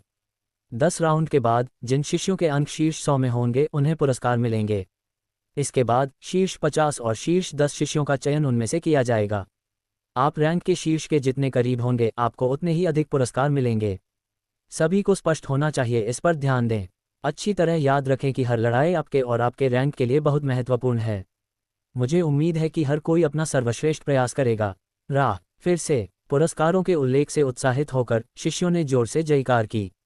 ठीक है, अपने प्रतिद्वंद्वी की तलाश करें और किसी भी एक क्षेत्र में उनके साथ लड़ें। बहुत जल्द चौक के चारों ओर सैकड़ों छोटे अखाड़ों में लड़ाई शुरू हो गई। एक दौर समाप्त होने के बाद जेनिथ प्रतिभागियों के लिए विरोधियों का एक नया समूह निर्धारित करने के लिए बर्फ के क्रिस्टल को फिर से वितरित करेगा। शाम तक 10 दौर चले, जिसमें शीर्ष 100 शिष्यों का चयन हुआ। अथर्व, साथ ही स्किन रिफाइनमेंट की 9वीं कक्षा के कई अन्य शिष्यों ने अपने द्वारा लड़े गए सभी 10 दौर जीते। अध्याय 57 जाविस के खिलाफ लड़ाई स्टेडियम स्टैंड से देखने वाले उपद्रवी चिल्लाते हुए भीड़ की अथक ऊर्जा से भर गया था। अपने अपने युद्ध के मैदानों में नीचे प्रतियोगियों की युद्ध पुकार के साथ हंसी और विरोध की चीखें हवा में चमकती उत्तेजना को उजागर कर रही थी। मार्शल आर्ट के तरीके में एक स्वाभाविक क्रम। ये किसी भी तरह से चौंकाने वाला नहीं था, क्योंकि कई लोगों ने विजेताओं को गर्व के साथ अपनी छाती फुलाते हुए देखा था, जो केवल स्किन रिफाइनमेंट के 9वें ग्रेड के लोगों में ही हो सकता है। उनमें से अधिकांश लगातार जीतते रहे थे, 10वीं स्ट्रीक तक लगातार अपने मुकाबलों को जीतते रहे। आखिरकार यह एक आसान लड़ाई रही होगी, क्योंकि मास्टर्स को खेल के शुरू में मिलना नहीं था, जैसा कि टूर्नामेंट के जेनिथ के छिपे हुए नियम के अनुसार था। वरिष्ठों ने मुकाबलों को सबसे योग्य लोगों की लड़ाई के रूप में व्यवस्थित किया था। पहले दिन अयोग्य प्रतियोगियों को सफलतापूर्वक बाहर कर दिया गया, जिससे अगले मुकाबले के लिए 100 विजेताओं की संख्या में वृद्धि हुई, जब तक कि 50 रैंकिंग में शीर्ष पर नहीं आ गए। पूरे आयोजन के दौरान नियम एक जैसे रहे। उम्मीदवारों से हर राउंड में अंक जमा करने के लक्ष्य के साथ 10 राउंड लड़ने की उम्मीद की जाती थी, और सबसे अधिक अंक पाने वाले को चैंपियन का नाम दिया जाता था। कुल मिलाकर चुनौती देने वाले, जो अब विशाल अखाड़े के बीच में आत्मविश्वास से खड़े थे, वे खूनी व्यवस्था के उत्पाद थे, पूरे संप्रदाय के सम्मानित शिकारी। वे 8वीं या 9वीं कक्षा के स्किन रिफाइनमेंट के अलग अलग व्यक्तियों से बना एक कुलीन समूह थे, जो जोरदार, डराने वाली आभा उत्सर्जित करते थे, जो एड्रेनालाइन पंप वाले दर्शकों के लगभग दुखते गले से आने वाली बहरा करने वाली आवाज़ को दबा देती थी। गर्म माहौल ने सामूहिक उन्माद को और भी स्पष्ट कर दिया। जगह जगह पर छाए हुए जनता की भारी प्रतिक्रिया को देखते हुए आज का मैच निश्चित रूप से देखने लायक एक शानदार नज़ारा होगा। प्रतिद्वंद्वियों का एक प्रतीक्षित नरसंहार, जब तक कि केवल 50 सही राजा बचे। समय बीतता गया और जल्द ही 9 दौर की लड़ाइयां समाप्त होने वाली थीं। शीर्ष 10 बाहरी शिष्यों ने अपने संघर्षों को आसानी से पार कर लिया, बेपरवाही से जीत के बाद जीत हासिल की, उनका संतुलन बिगाड़ने वाले किसी शक्तिशाली शत्रु का सामना नहीं किया। अगर जिम और डस्टिन की अथर्व के हाथों मृत्यु के दुर्भाग्यपूर्ण अपवाद के लिए नहीं, तो 10 के रूप में उनका खिताब 8 तक कम नहीं होता। दूसरी ओर अथर्व द्वारा किए गए शक्तिशाली हमलों की झड़ी जनता के जयकारों के साथ समय पर चली। उन्होंने बेफिक्र होकर काम किया, क्योंकि उन्होंने अपने विरोधियों को प्रभावी ढंग से उनसे दूर कर दिया, जैसे कि कष्टप्रद कीट मूर्खतापूर्वक उनकी त्वचा से चिपके हुए हों। उनके अप्रतिम कौशल के प्रदर्शन ने उन्हें अपेक्षित सफलता दिलाई। सम्मानित शिष्यों की तरह उन्होंने भी झड़पों में अपना हिस्सा जीता था। वह एक ऐसी शांति और शान से भरा हुआ था जो केवल आत्मविश्वास ही ला सकता था, और स्नो सेट का पूरा समुदाय जानता था कि यह निराधार नहीं था। उन्होंने उसकी दक्षता पर इतना भरोसा किया था कि वे यह मान सकते थे कि वह अकेले ही किसी भी बाहरी शिष्य को हरा सकता है जो उसे चुनौती देने की हिम्मत करता है। केवल कुछ ही लोग उसकी स्पष्ट क्षमता को देखने के लिए पक्षपात और निर्णय से अंधे होना पसंद करेंगे, और कुछ लोग चाहते थे कि वह निकट भविष्य में एक बड़ी तस्वीर का नेतृत्व करे। जेनिथ और एल्डर्स बाद की श्रेणी में आते थे। उन्हें अथर्व से बहुत उम्मीदें थीं क्योंकि उन्हें हर संप्रदाय में उसके जैसे किसी व्यक्ति की जरूरत थी। आखिरकार उसके स्तर के प्रतिभाशाली लोगों को पाना काफी मुश्किल था। कुछ लोगों ने इसे करीब से देखा, ठीक उसी तरह जैसे एक गली नाम के एक अचानक अज्ञात व्यक्ति का उदय हुआ। वह बहुत अच्छा था और एक ऐसी प्रतिभा जिसे शायद अधिकांश लोग दुर्लभ मानते। लेकिन गहरी नज़र रखने वाले लोग तुरंत जान जाते कि एक गली पहले एक औसत साधारण बाहरी शिष्य थे। उनके निर्विवाद विकास को कमतर आंकने के लिए नहीं, उन्होंने निश्चित रूप से अपनी 9वीं कक्षा की त्वचा शोधन तकनीक के उपयोग के साथ एक उत्कृष्ट प्रदर्शन का प्रदर्शन किया था। उन्होंने जिन तकनीकों को सटीकता के साथ निष्पादित किया था, वे एक छात्र के परिणाम थे जो गुरुओं द्वारा कुशलतापूर्वक सिखाए गए थे, लेकिन यही कारण था कि वह उस स्तर पर था जिसे कोई भी उचित प्रशिक्षण दिए जाने पर आसानी से प्राप्त कर सकता था। जिन विशेषज्ञों पर वह निर्भर था, उन्होंने उसे दूसरों की तुलना में तेजी से विकसित होने का विशेषाधिकार दिया। इस प्रकार उसकी प्रगति में तेज वृद्धि को समझा जा सकता है। उसके विपरीत अथर्व वह एक अथाह योग्यता वाला व्यक्ति था।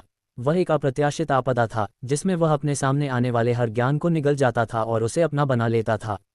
वह एक ऐसा आदर्श था जो हजारों लोगों को चकित कर देता था, रोबोट की तरह उसकी लगभग अविभाज्य बिजली की हरकतों का अनुसरण करते हुए, विशेष रूप से युवाओं की निगाहों में विस्मय के साथ मिश्रित दृष्टि से। जेनिथ उन असंख्य उत्साही लोगों में से एक था जिन्हें उसने जीता था। अपने क्षेत्र में लड़के की उन्नति के लिए उसकी जिज्ञासा और प्रत्याशा ने उसे अपनी सीमाओं से आगे बढ़ने के लिए प्रेरित किया। और इसलिए जब उसने अंतिम युद्ध की घोषणा पर भीड़ को भ्रम और आश्चर्य में फूटते हुए सुना, तो वह एक दोषी विवेक के साथ था, ये जानते हुए कि उसे पूरा दोष लेना था। किसी ने नहीं सोचा था कि अथर्व शीर्ष 10 बाहरी शिष्यों में चौथे स्थान पर रहने वाले प्रसिद्ध जाविस का सामना करेगा। दर्शकों के बीच बहस तुरंत शुरू हो गई, कौन सा विरोधी प्रबल होगा। इस पर बहस ने जोशीले योद्धाओं के बीच झगड़े को बढ़ावा दिया, जबकि अन्य लोग एक शानदार मुकाबले के वादे से संतुष्ट थे और केवल अपनी सांसों की शर्म के नीचे अपनी प्रशंसा कर रहे थे। संप्रदाय प्रमुख के बारे में अटकलें उड़ रही थीं, जेनिथ के कानों तक पहुंच रही थीं क्योंकि उस पर पिछले एक तरफा मुकाबलों से ऊबने का आरोप लगाया गया था। शायद उनके होंठों का झुकाव एक हल्की मुस्कान की ओर इशारा करता था जो उनके चेहरे पर विचार करते समय दिखाई दी। आपको क्या लगता है कि कौन जीतेगा? ये कहना मुश्किल है। जैसे जैसे वे प्रतीक्षा करते गए, प्रत्याशा बढ़ती गई और अंतहीन प्रश्न उठते गए। ये चारों ओर गूंजता रहा और स्थिरता के साथ जलता रहा। इतना स्पष्ट हो गया कि यह अनियंत्रित तनाव के साथ कुछ लोगों का दम घोंट रहा था। यहाँ तक कि उच्च अधिकारियों को भी इस बात का कोई अंदाजा नहीं था कि जेनिथ क्या सोच रहा था। प्रमुख जेनिथ, आपने उन्हें क्यों जोड़ा? एल्डर इवान ने अपने दिमाग का इस्तेमाल करते हुए उससे पूछा, ये जानते हुए कि दूसरे एल्डर भी उतने ही हैरान थे। ये वास्तव में एक उपयोगी बात थी, त्वचा शोधन के उच्चतम स्तर पर पहुंचकर विचारों के माध्यम से संवाद करने में सक्षम होना। मैं उसकी क्षमता जानना चाहता हूं। जेनिथ केवल मुस्कुराया, उसका ध्यान अथर्व पर केंद्रित हो गया। क्या? चौंका देने वाला जवाब सुनने के बाद तीनों एल्डर हैरान होकर रुचि के विषय की ओर मुड़ गए, जबकि एल्डर एल्बर्ट केवल मनोरंजन में हंसे, जाहिर तौर पर समझ गए कि जेनिथ का क्या मतलब था। सच में, अथर्व का उत्कृष्ट प्रदर्शन निर्विवाद रूप से उसे शीर्ष 10 बाहरी शिष्यों के साथ समान दर्जा देने के योग्य बनाता है, लेकिन उन्होंने इतना आगे नहीं सोचा था कि यह सबसे अधिक लोगों का ध्यान आकर्षित करेगा, अपने संप्रदाय में शक्तिशाली व्यक्ति। ऐसा लगता है कि अथर्व की साधना पद्धति संप्रदाय प्रमुख का ध्यान आकर्षित करती है, एल्डर एल्बर्ट ने सोचा। समूह की उलझन को भांपते हुए जेनिथ ने उन्हें एक स्पष्टीकरण देने के लिए समय लिया। आपको धैर्य की आवश्यकता है। यदि जाविस अथर्व की छिपी हुई क्षमता को उत्तेजित कर सकता है, तो आप भी उसमें रुचि लेंगे। उस समापन कथन के साथ वे शांत चिंतन में डूब गए क्योंकि उन्होंने अपने सामने होने वाले द्वंद्व का आकलन किया। दूर दूर तक धूसर आकाश गड़गड़ाहट कर रहा था, हवा के तेज होने के साथ ही एक तूफान भी आ रहा था। धूल और मलबे ने दोनों विरोधियों को पीछे छोड़ दिया। ढीले बाल उनके सख्त चेहरों के चारों ओर एक उन्मत्त नृत्य में लहरा रहे थे जो कभी कभी उनकी धमकी भरी निगाहों को छुपा देता था। शायद ये नियति थी जिसने अथर्व को अपने दुश्मन का सामना करने के लिए प्रेरित किया, वास्तव में कई में से एक। फिर भी उन्होंने यह अनुमान नहीं लगाया था कि प्रतियोगिता में उनके अंतिम कोर्स में जाविस का सामना होगा, और ऐसा प्रतीत हुआ कि वे एक ही भावना साझा करते थे। तुम इतने बदकिस्मत हो कि आज मुझसे लड़ने को मजबूर हो। अहंकार के प्रदर्शन में अपनी छाती पर हाथ रखे जाविस ने घमंड से मुस्कुराते हुए कहा। मैं मानता हूं, तुम्हें यहां देखकर मैं थोड़ा चौंक गया, अथर्व ने आह भरी हालांकि ईमानदारी से कहूँ तो इससे कोई फर्क नहीं पड़ता, चाहे कोई भी हो, मैं फिर भी आखिरी व्यक्ति रहूंगा। उसने अपने दुश्मन को शांति से देखा, लेकिन यह उसकी शुद्ध अवमानना की भावना को नहीं छिपा पाया जो उसकी खतरनाक आंखों को धुंधला कर रही थी। वह उसके साथ एक कीड़े की तरह व्यवहार कर रहा था। जाविस उसके व्यवहार को देखकर एक अदम्य क्रोध से भर गया। उसका पूरा शरीर क्रोध से कांप उठा और उसने दबंग तरीके से अपने दांत दिखाते हुए कहा, तुम कमीने, मैं आज तुम्हें नहीं मारूंगा क्योंकि संप्रदाय के नियम मुझे ऐसा करने से मना करते हैं, लेकिन मैं कम से कम ये सुनिश्चित करूंगा कि तुम एक अपमान के रूप में वापस आओ। इससे तुम्हें एक सबक मिलेगा कि शोधन गुट के खिलाफ जाने के बाद क्या होता है। अथर्व ने अविश्वास में अपनी भौहें ऊपर उठाते हुए और उस आदमी पर व्यंग्य करते हुए, मैं वास्तव में भ्रमित हूं, आप जानते हैं, मुझे आश्चर्य है कि क्या आपका गुट आपके जैसे मूर्खों से भरा हुआ है। आप हमेशा मुझे एक ही खाली शब्दों से धमकाते हैं। मैं वास्तव में इससे थक गया हूं। उसने अपने प्रतिद्वंद्वी को अपनी निर्धारित गति से आगे बढ़ने के लिए उकसाते हुए जमीन पर चक्कर लगाना शुरू कर दिया।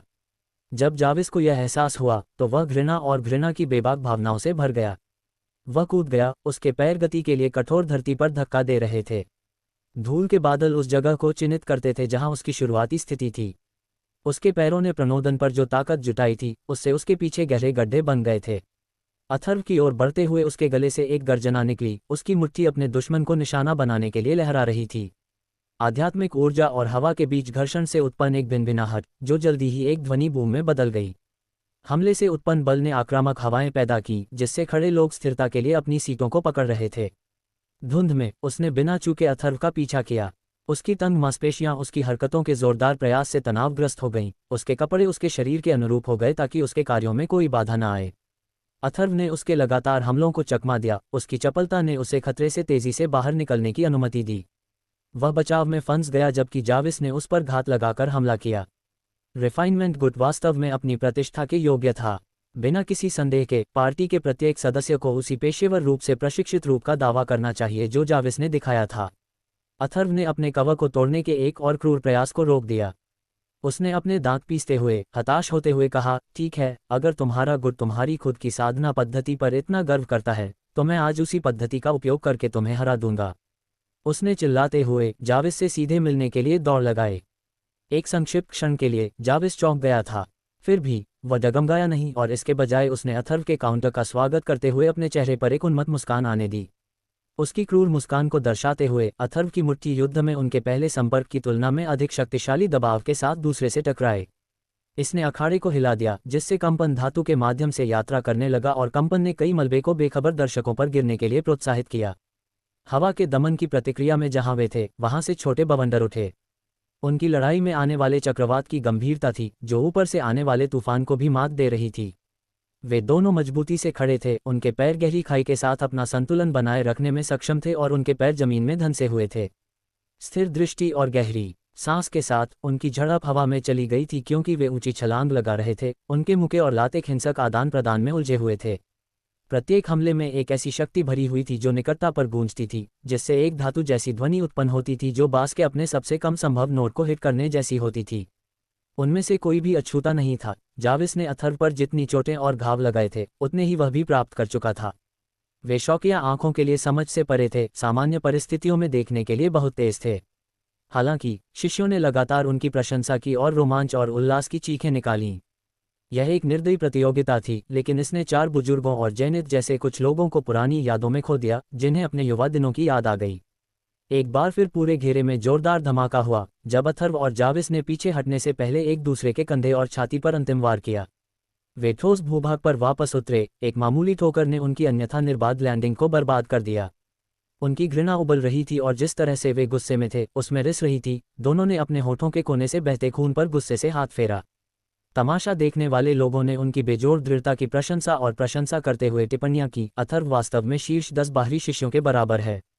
ये वास्तव में रोमांचक है। जैनित ने मादक ऊर्जा से प्रभावित होकर मुस्कुराते हुए कहा, यह तो बस शुरुआत है, यह अब से बेहतर होने के लिए बाध्य है। अध्याय 58 पृथ्वी कवच धमाका। जैसे ही भीड़ में शोर गूंजा, अथर्व और जाविस ने अपनी शक्तियों को तेजी से बढ़ाया। पृथ्वी कवच, जाविस चिल्लाया क्योंकि उसकी शक्ति तुरंत एक नई ऊंचाई पर पहुंच गई, पहाड़ों की तरह भारी हो गई जिससे सांस लेना मुश्किल हो गया। अखाड़े में धूल का एक बवंडर तेजी से उसकी तरफ बढ़ गया। अथर्व महसूस कर सकता था कि जाविस अखाड़े में पृथ्वी की शक्ति को अवशोषित कर रहा था। ये सब एक पल में हुआ। जाविस का पूरा शरीर मिट्टी की पीली फिल्म से ढका हुआ था। ये बिल्कुल कवच की तरह था। ये साधना पद्धति है, पृथ्वी कवच। इसे देखकर कई शिष्यों ने कहा। वे और भी उत्साहित हो गए। हाँ, पृथ्वी कवच पीले स्तर के उन्नत चरण में एक साधना पद्धति है। ऐसा कहा जाता है कि 9 ग्रेड हैं, और जब भी साधक अपग्रेड करता है तो उसका शरीर पूरी तरह से मिट्टी की पीली फिल्म की परत से ढक जाता है। फिल्म में शक्तिशाली रक्षा गुण हैं, लेकिन यह आक्रामक चालों के लिए भी अच्छा है। आखिरकार इसका हमला बल अधिक उन्नत है, लेकिन उसने सिर्फ एक परत ही मिट्टी जैसी पीली फिल्म बनाई है।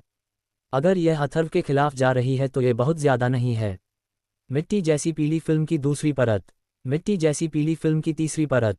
जाविस ने फिर से चिल्लाया। ऐसा लग रहा था कि मैदान में और यहाँ तक कि बाहर कई मीटर की दूरी से भी सारी धूल उस पर बरस पड़ी। अब उसका शरीर पूरी तरह से मिट्टी जैसी पीली फिल्म की 2 और परतों से ढका हुआ था। हे भगवान, अब मिट्टी जैसी पीली फिल्म की 3 परतें हैं। अथर्व को सावधान रहना चाहिए। जाविस इन 3 परतों वाले मिट्टी के पीले रंग के साथ एक त्वचा शोधन कल्टीवेटर के लिए चरम अवस्था में है। फिल्म अथर्व, बहुत कम लोग मेरी मिट्टी की पीली फिल्म की 3 परतों से खुद का बचाव कर सकते हैं, इसलिए आज आपकी हार इतनी अपमानजनक नहीं होगी, जाविस ने ठंडे स्वर में कहा। उसकी आंखों से एक पीली रोशनी चमक रही थी। तो यह आपका विशेष पृथ्वी कवच है, पीले स्तर के उन्नत चरण में एक साधना पद्धति। कितना दिलचस्प है, मुझे निराश मत करो, अथर्व ने व्यंग्य किया। उसकी लड़ाई की भावना उसकी आंखों में झलक रही थी क्योंकि यह तीव्र हो रही थी। अथर्व, आप अपनी तलवार खींच सकते हैं, एल्डर इवान ने धीरे से मंच से कहा। एल्डर इवान, हो सकता है या नहीं, इस युवा योद्धा को शरीर शोधन साधना विधियों में भी एक मास्टर माना जा सकता है। एल्डर एबर्ट मुस्कुराए। नोवेल बिन, ओह, क्या वह एक मास्टर है? एल्डर नील ने आश्चर्य से कहा। आखिरकार लोगों ने स्वाभाविक रूप से सोचा कि अथर्व एक तलवारबाज था क्योंकि वह अपनी पीठ पर तलवार रखता था। बेशक, एक तलवारबाज की सबसे अच्छी चाल उसकी तलवार होगी। मुझे लगता है कि युवा योद्धा की साधना पद्धति आपके लिए एक बड़ा आश्चर्य होगी। एल्डर एबर्ट रहस्यमय ढंग से मुस्कुराए। ठीक है, मुझे कुछ ऐसा लग रहा है कि आप और संप्रदाय प्रमुख ने पहले ही उसकी बेहतरीन चाल का अनुमान लगा लिया है न?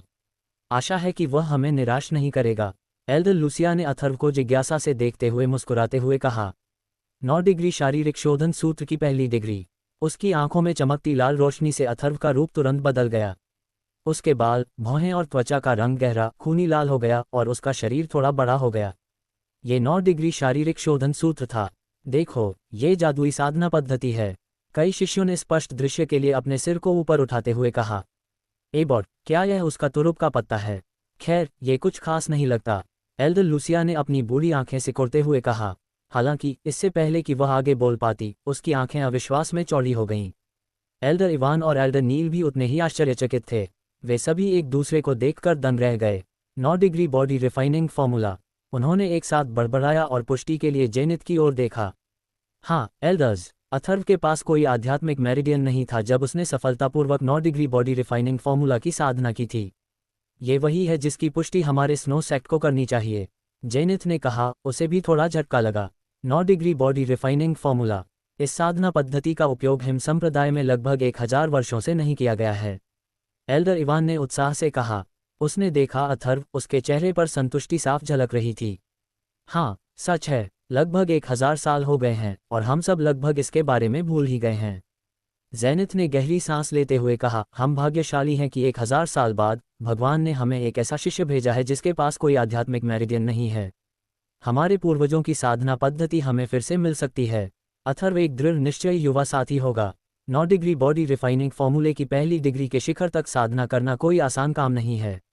अगर वह 9 डिग्री बॉडी रिफाइनिंग फॉर्मूले के उन्नत चरण तक साधना करता है और खुद को बोन रीइंफोर्समेंट के उन्नत चरण तक भी अपग्रेड करता है तो हमारे स्नो सेक्ट में एक और आध्यात्मिक राजा होगा, एल्डर इवान ने कहा। यह बहुत कठिन होगा। यह एक वास्तविक जन्मजात आध्यात्मिक राजा को प्रशिक्षित करने के लिए कोई कसर नहीं छोड़ने से कहीं ज्यादा कठिन होगा, एल्डर लूसिया ने थोड़ा पराजित होते हुए कहा। ठीक है, हम आज से केवल उम्मीद कर सकते हैं, जेनिथ मुस्कुराया। जाविस के आत्मविश्वास से भरे चेहरे पर बेचैनी का भाव तब आया जब उसने अथर्व को 9 डिग्री बॉडी रिफाइनिंग फॉर्मूला का इस्तेमाल करते देखा। वह इस तरह की जादुई साधना विधि को बहुत अच्छी तरह से जानता था और वह इसे खुद सीखना चाहता था। लेकिन जल्द ही अर्थ आर्मर में उसके आत्मविश्वास ने उसकी बेचैनी पर काबू पा लिया। पृथ्वी कवच की मुट्ठी शक्ति। जाविस ने एक मार्शल आर्ट स्क्वाट किया, अपने पैरों को पेड़ की जड़ों की तरह जमीन पर टिकाया ताकि पृथ्वी की शक्ति को अपनी मुट्ठियों में प्रवाहित कर सके। अचानक जाविस ने अथर्व के चेहरे पर एक जोरदार प्रहार किया। Body refining with fist. इसकी आशंका करते हुए अथर्व ने और अधिक शक्ति एकत्र की। उसका शरीर चमकती हुई लाल रोशनी में फट गया और उसके पीछे उसकी आध्यात्मिक ऊर्जा उठी जो एक बाघ जैसी थी। अथर्व ने जाविस के चेहरे पर जोरदार मुक्का मारा, बाघ की दहाड़ आसमान में गूंज उठी। भाड़ में जाओ, येलो लेवल के केवल मध्यवर्ती चरण में साधना विधि से मुझे हराने की तुम्हारी हिम्मत कैसे हुई? जाविस ने गुर्राहट की। अब वह अथर्व की धृष्टता के लिए उसे मारने के लिए और भी अधीर हो गया। बस इतना ही काफ़ी है तुम्हें हराने के लिए, अथर्व ने हल्के से कहा, अपनी जगह पर खड़ा रहा। बूम बूम, मुक्का मारने की आवाज़ ने ध्वनि अवरोध को तोड़ दिया और अखाड़े में एक हिंसक आध्यात्मिक ऊर्जा फैल गई। सभी शिष्य अखाड़े को ध्यान से देख रहे थे, कुछ भी चूकने से डर रहे थे। और मंच पर जेनिथ और 4 एल्डर्स ने भी अपनी आंखें खुली रखीं। वे 9 डिग्री बॉडी रिफाइनिंग फॉर्मूला की असली शक्ति का आकलन करना चाहते थे। ताली, उनके मुंह से निकली जोरदार धमाकेदार आवाज़ से जाविस कुछ कदम पीछे की ओर लड़खड़ा गया। वह घायल हो गया था और खून बह रहा था, जबकि अथर्व ने सिर्फ 3 कदम पीछे की ओर लिए। जाहिर तौर पर यह सिर्फ पीछे की ओर गति का नतीजा था। अब यह स्पष्ट था कि विजेता कौन होगा। क्या ये वास्तव में हो सकता है?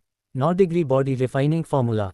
केवल 9 डिग्री बॉडी रिफाइनिंग फॉर्मूले की पहली डिग्री का उपयोग करके ही रिस्की जाविस को पूरी तरह से हरा सकता था। चारों बुजुर्गों ने कहा, 9 डिग्री बॉडी रिफाइनिंग फॉर्मूला शरीर की ताकत को तेजी से बढ़ाता है। कोई आश्चर्य नहीं कि हमारे पूर्वज जन्मजात आध्यात्मिक राजाओं को मारने में सक्षम थे। बुजुर्गों, क्या आपने देखा कि अथर्व ने सिर्फ त्वचा शोधन की 8वीं कक्षा तक ही साधना की है, लेकिन उसकी शक्ति उससे कहीं ज्यादा है। कमाल है, जेनिथ ने संतोष के साथ कहा। ठीक है, ऐसा लगता है कि आप अपने रैंक के लायक नहीं हैं। शीर्ष 10 बाहरी शिष्यों में 5वां स्थान, अथर्व ने अपने प्रतिद्वंद्वी के ऊपर खड़े होकर तिरस्कार के साथ कहा। जाविस गुस्से से अंधा हो गया। वह केवल अथर्व को मारने के बारे में सोच सकता था। खड़खड़ाहट, जाविस ने अपनी मुट्ठियां भींच लीं, उसकी हड्डियां खींच रही थीं। वह गुस्से से पागल हो रहा था। अथर्व, आज तुम मर जाओगे, जाविस चिल्लाया और एक बार फिर पृथ्वी कवच को चैनल किया। अध्याय 59 शक्ति। बूम, एक शानदार क्रूर आवाज में जाविस की ताकत एक बार फिर बढ़ गई। अनंत पृथ्वी बल एक भंवर में घूम गया और उसके शरीर में एकीकृत हो गया। जब ये हो रहा था, जाविस ने पृथ्वी कवच की साधना पद्धति में एकीकृत करने के लिए एक मार्गदर्शक के रूप में अपने रक्त जीवन शक्ति का उपयोग किया। अब पृथ्वी कवच की तीसरी, चौथी और 5वीं परतें जाविस के शरीर पर विलीन हो गईं। उसने जल्दी से अपने हाथों पर पीले दस्ताने पहने जो तुरंत पृथ्वी बल के साथ विलीन हो गए। जाविस पृथ्वी कवच की 5वीं डिग्री तक साधना कर रहा है। ये कैसे हो सकता है जब पृथ्वी कवच की उच्चतम डिग्री को चौथी डिग्री कहा जाता है? अखाड़े के नीचे के शिष्यों ने अविश्वसनीय रूप से कहा, हम इस बारे में निश्चित नहीं हो सकते कि क्या होने वाला है। 5वीं परत वाले पृथ्वी कवच की शक्ति को कभी भी चित्रित करना कठिन है। भले ही अथर्व अपने रहस्यमय शरीर शोधन साधना पद्धति से सुरक्षित हो, फिर भी इस बात की अच्छी संभावना है कि वह जाविस की शक्ति का सामना नहीं कर पाएगा। शीर्ष 10 शिष्यों को एक कारण से इस तरह से स्थान दिया गया है। हमें उनकी शक्ति की पूरी सीमा का कोई अंदाजा नहीं है। 5 परत वाले पृथ्वी कवच के साथ जाविस निश्चित रूप से हमारी ओर से भी कुछ गंभीर सलाह के हकदार हैं, जेनिथ ने धीमी आवाज में कहा। उसने बहुत बढ़िया कौशल दिखाया है। अपनी मौजूदा रैंकिंग के साथ जाविस में सफलता पाने और अर्ध अमर बनने की क्षमता है, एल्डर इवान ने सिर हिलाते हुए कहा। हाँ, लेकिन स्थिति को देखते हुए मुझे लगता है कि जाविस और अथर्व के बीच कुछ ऐसे मामले हैं जो संभवतः पूरे रिफाइनमेंट गुड से जुड़े हो सकते हैं। एल्डर नील ने गहरी मुस्कान दी। इस समय ये सब उनकी अपनी क्षमताओं पर निर्भर करता है। जो विजेता बनकर उभरेगा वह स्नो सेक्ट के शिखर पर खड़ा हो सकता है, जेनिथ ने कहा। चीफ जेनिथ, क्या आप अथर्व को अपने संरक्षण में लेने की योजना नहीं बना रहे हैं? एल्डर लूसिया ने पूछा। उसे जेनिथ का कथन अप्रत्याशित लगा। आखिरकार Atharva 9 degree body refining formula विकसित करने में सफल रहा था। मैं उसे अपने संरक्षण में लेना चाहता था। मैं उसे एक शिष्य के रूप में भी स्वीकार करना चाहता था। लेकिन मुझे पता है कि अभी समय नहीं है, जेनिथ ने आगे कहा। 9 डिग्री बॉडी रिफाइनिंग फॉर्मूला की साधना के लिए एक मार्शल योद्धा से बहुत कुछ अपेक्षित है। सदियों से कोई भी साधना पद्धति में सफल नहीं हुआ है। ओह, इसका मतलब है कि आप उसे और भी अधिक मजबूत बनाना चाहते हैं। ठीक है, आप जानते हैं कि शीर्ष 10 बाहरी शिष्यों में से प्रत्येक को हराना मुश्किल है। जाविस की ताकत होने के कारण अथर्व ने खुद से सोचा, जिम और डस्टिन के पास तलवार की रोशनी है, जबकि जाविस के पास 5 परत वाला पृथ्वी कवच है। प्रत्येक कौशल अकेले त्वचा शोधन के क्षेत्र पर हावी होने के लिए पर्याप्त है। लेकिन ये सिर्फ एक अफसोस की बात है कि मैं अभी त्वचा शोधन की 9वीं डिग्री तक पहुंच गया हूं। अथर्व ने बड़बड़ाया। उसकी गति भी बढ़ रही थी, लेकिन ये शक्ति अब साधना पद्धति और अन्य शक्तियों का सुदृढ़ीकरण नहीं थी, बल्कि एक सच्चे क्षेत्र की उन्नति थी। इस समय अथर्व खुद को रोक नहीं सका। त्वचा शोधन की 9वीं डिग्री से शक्ति सीधे फूट पड़ी। त्वचा शोधन की 9वीं डिग्री। अथर्व त्वचा शोधन की 9वीं डिग्री तक पहुंच गया है। शिष्यों ने चिल्लाया और तुरंत कोलाहल मच गया। कुछ ही दिनों में अथर्व को एक बार फिर सफलता मिली, जो सभी के लिए एक बड़ा आश्चर्य था। अथर्व की साधना की गति चौंकाने वाली थी, यहाँ तक कि उच्चतम श्रेणी के शिष्यों के लिए भी। जाविस पहले से ही इतना खतरनाक है, लेकिन सभी शिष्यों ने सोचा, अब अथर्व के परिवर्तन को देखकर केवल त्वचा शोधन की 8वीं डिग्री की शक्ति के साथ अथर्व जाविस को दबाने में सक्षम था। अब 9वें के साथ कितना अस्थिर हो सकता है अथर्व? कौन होगा? क्या वह रक्त शोधन के प्रथम श्रेणी के योद्धाओं से मुकाबला कर पाएगा? कई शिष्य सोच रहे थे। उन्होंने शक्तिशाली प्रतीत होने वाले 5 परत वाले पृथ्वी कवच के बारे में अपना विचार बदल दिया था। त्वचा शोधन की 9वीं डिग्री। 9वीं? ये कैसे हो सकता है? तुम फिर से कैसे आगे निकल सकते हो? जाविस क्रोधित होकर दहाड़ा। शिष्यों की तरह उसने भी थोड़ा आत्मविश्वास खो दिया था। तुम्हारी अपनी विशेषताएं हैं और मेरी भी हैं, और क्या यह उचित नहीं है कि त्वचा शोधन की 9वीं डिग्री वाले दो योद्धा युद्ध में एक दूसरे का सामना करें? अथर्व मुस्कुराया। जैसे ही उसने कहा, उसकी दाहिनी मुट्ठी पर उन्मत्त आध्यात्मिक ऊर्जा उठी, जिसने उसकी उंगलियों को लाल ऊर्जा से घेर लिया। उसकी मुट्ठी से बाघ की दहाड़ गूंजी। तो क्या तुम मेरे हाथों मरोगे? जाविस चिल्लाया, अथर्व के उपहास पर पूरी तरह से क्रोधित। उसके पहले मुके पर पीले दस्ताने 5 परत वाले पृथ्वी कवच के साथ मिलकर अथर्व के खिलाफ एक मजबूत रक्षात्मक ढाल बनाते हैं। अब पीली धूल उछलकर जाविस की मुट्ठियों पर जमा हो गई। इससे पहले कि वह तेजी से लगातार 5 मुक्के मारता, हर मुक्का पहले वाले से ज्यादा शक्तिशाली होता। 5 ठोस शक्ति मुक्के। पूरी तरह से गुस्से से भरी दहाड़ के साथ जाविस अथर्व पर टूट पड़ा। जैसे ही उसने 5 ठोस शक्ति मुक्कों की उम्मीद की, अथर्व शांत दिखाई दिया। वह आराम से जाविस की ओर बढ़ा और अपने आने वाले प्रतिद्वंद्वी पर अपनी विज मुट्ठी पटक दी। बूम! अथर्व के पहले वार ने जाविस के ठोस शक्ति मुक्कों की पहली छाया को मारा। जाविस ने जिस तेजी से मुक्के मारे, उसी तरह अथर्व की मुट्ठियों ने उनकी छाया को एक एक करके नष्ट कर दिया। भले ही हर मुक्का पिछले मुक्के से ज्यादा शक्तिशाली हो, लेकिन अथर्व को कोई फर्क नहीं पड़ा, क्योंकि उसे हर मुक्का कमजोर लगा। बूम! सॉलिड पावर पंच की 5 परछाइयों को चकनाचूर करने के बाद अथर्व की मुट्ठियों ने जाविस की भुजाओं पर प्रहार किया, जो रक्षात्मक मुद्रा में एक दूसरे से जुड़ी हुई थीं। अथर्व को दिखावा करने की इच्छा हुई और उसने तुरंत अपनी मुट्ठियों पर बल बढ़ा दिया। इस वजह से उसने लगभग 9 डिग्री बॉडी रिफाइनिंग फॉर्मूला की दूसरी डिग्री दिखाई। क्रैक! केवल टूटी हुई हड्डियों की आवाज़ सुनाई दे रही थी।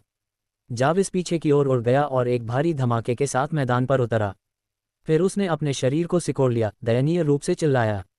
अथर्व के मुक्के ने उसकी भुजाएं तोड़ दी थीं। नोवेल बिन हॉन्फना। अपार शक्ति का ये दृश्य देखकर शिष्यों की सांस रुक गई। उनके चेहरों पर रंगा हुआ था। उन्होंने सोचा था कि अथर्व के पास जाविस को हराने का मौका था, लेकिन कभी भी वे लाखों सालों में भी यह अनुमान नहीं लगा सकते थे कि वह इतनी आसानी से जीत जाएगा। अथर्व बहुत शक्तिशाली है, कई शिष्यों ने कहा, अभी भी सदमे से उबर रहे थे। मुझे डर है कि लीन अथर्व का कोई प्रतिद्वंद्वी नहीं है। शायद केवल रुफ्स ही उसके खिलाफ खड़ा हो सकता है। उन्हें ये कहते हुए सुनकर कि वह अथर्व को नहीं हरा सकता, लीन को क्रोध आ गया। उसने गुस्से से तमतमाते हुए अपना चेहरा गरजते हुए बादल की तरह काला कर दिया। हालांकि जाविस को देखकर जो मैदान में दर्द से चिल्ला रहा था, लीन हैरान रह गया। क्या मैं अभी अथर्व को हरा सकता हूँ? उसने खुद से पूछा। बुजुर्गों, स्नो सेक्ट के शिष्य के रूप में अथर्व ने अपने साथी शिष्य को बहुत बुरी तरह मारा। उसके साधना आधार पर प्रतिबंध लगा दिया जाना चाहिए और उसे स्नो सेक्ट के नियमों के अनुसार निकाल दिया जाना चाहिए, किसी ने कड़वाहट से कहा।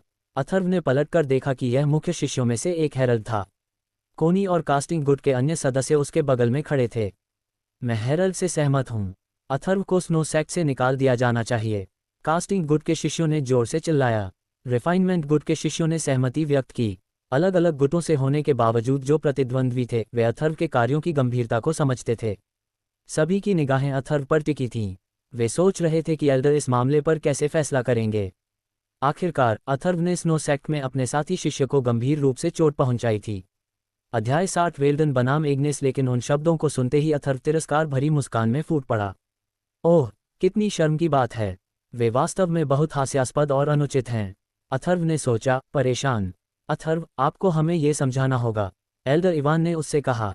अथर्व ने सम्मानपूर्वक उत्तर दिया, मैंने अभी जाविस को अपनी पूरी ताकत से नहीं मारा।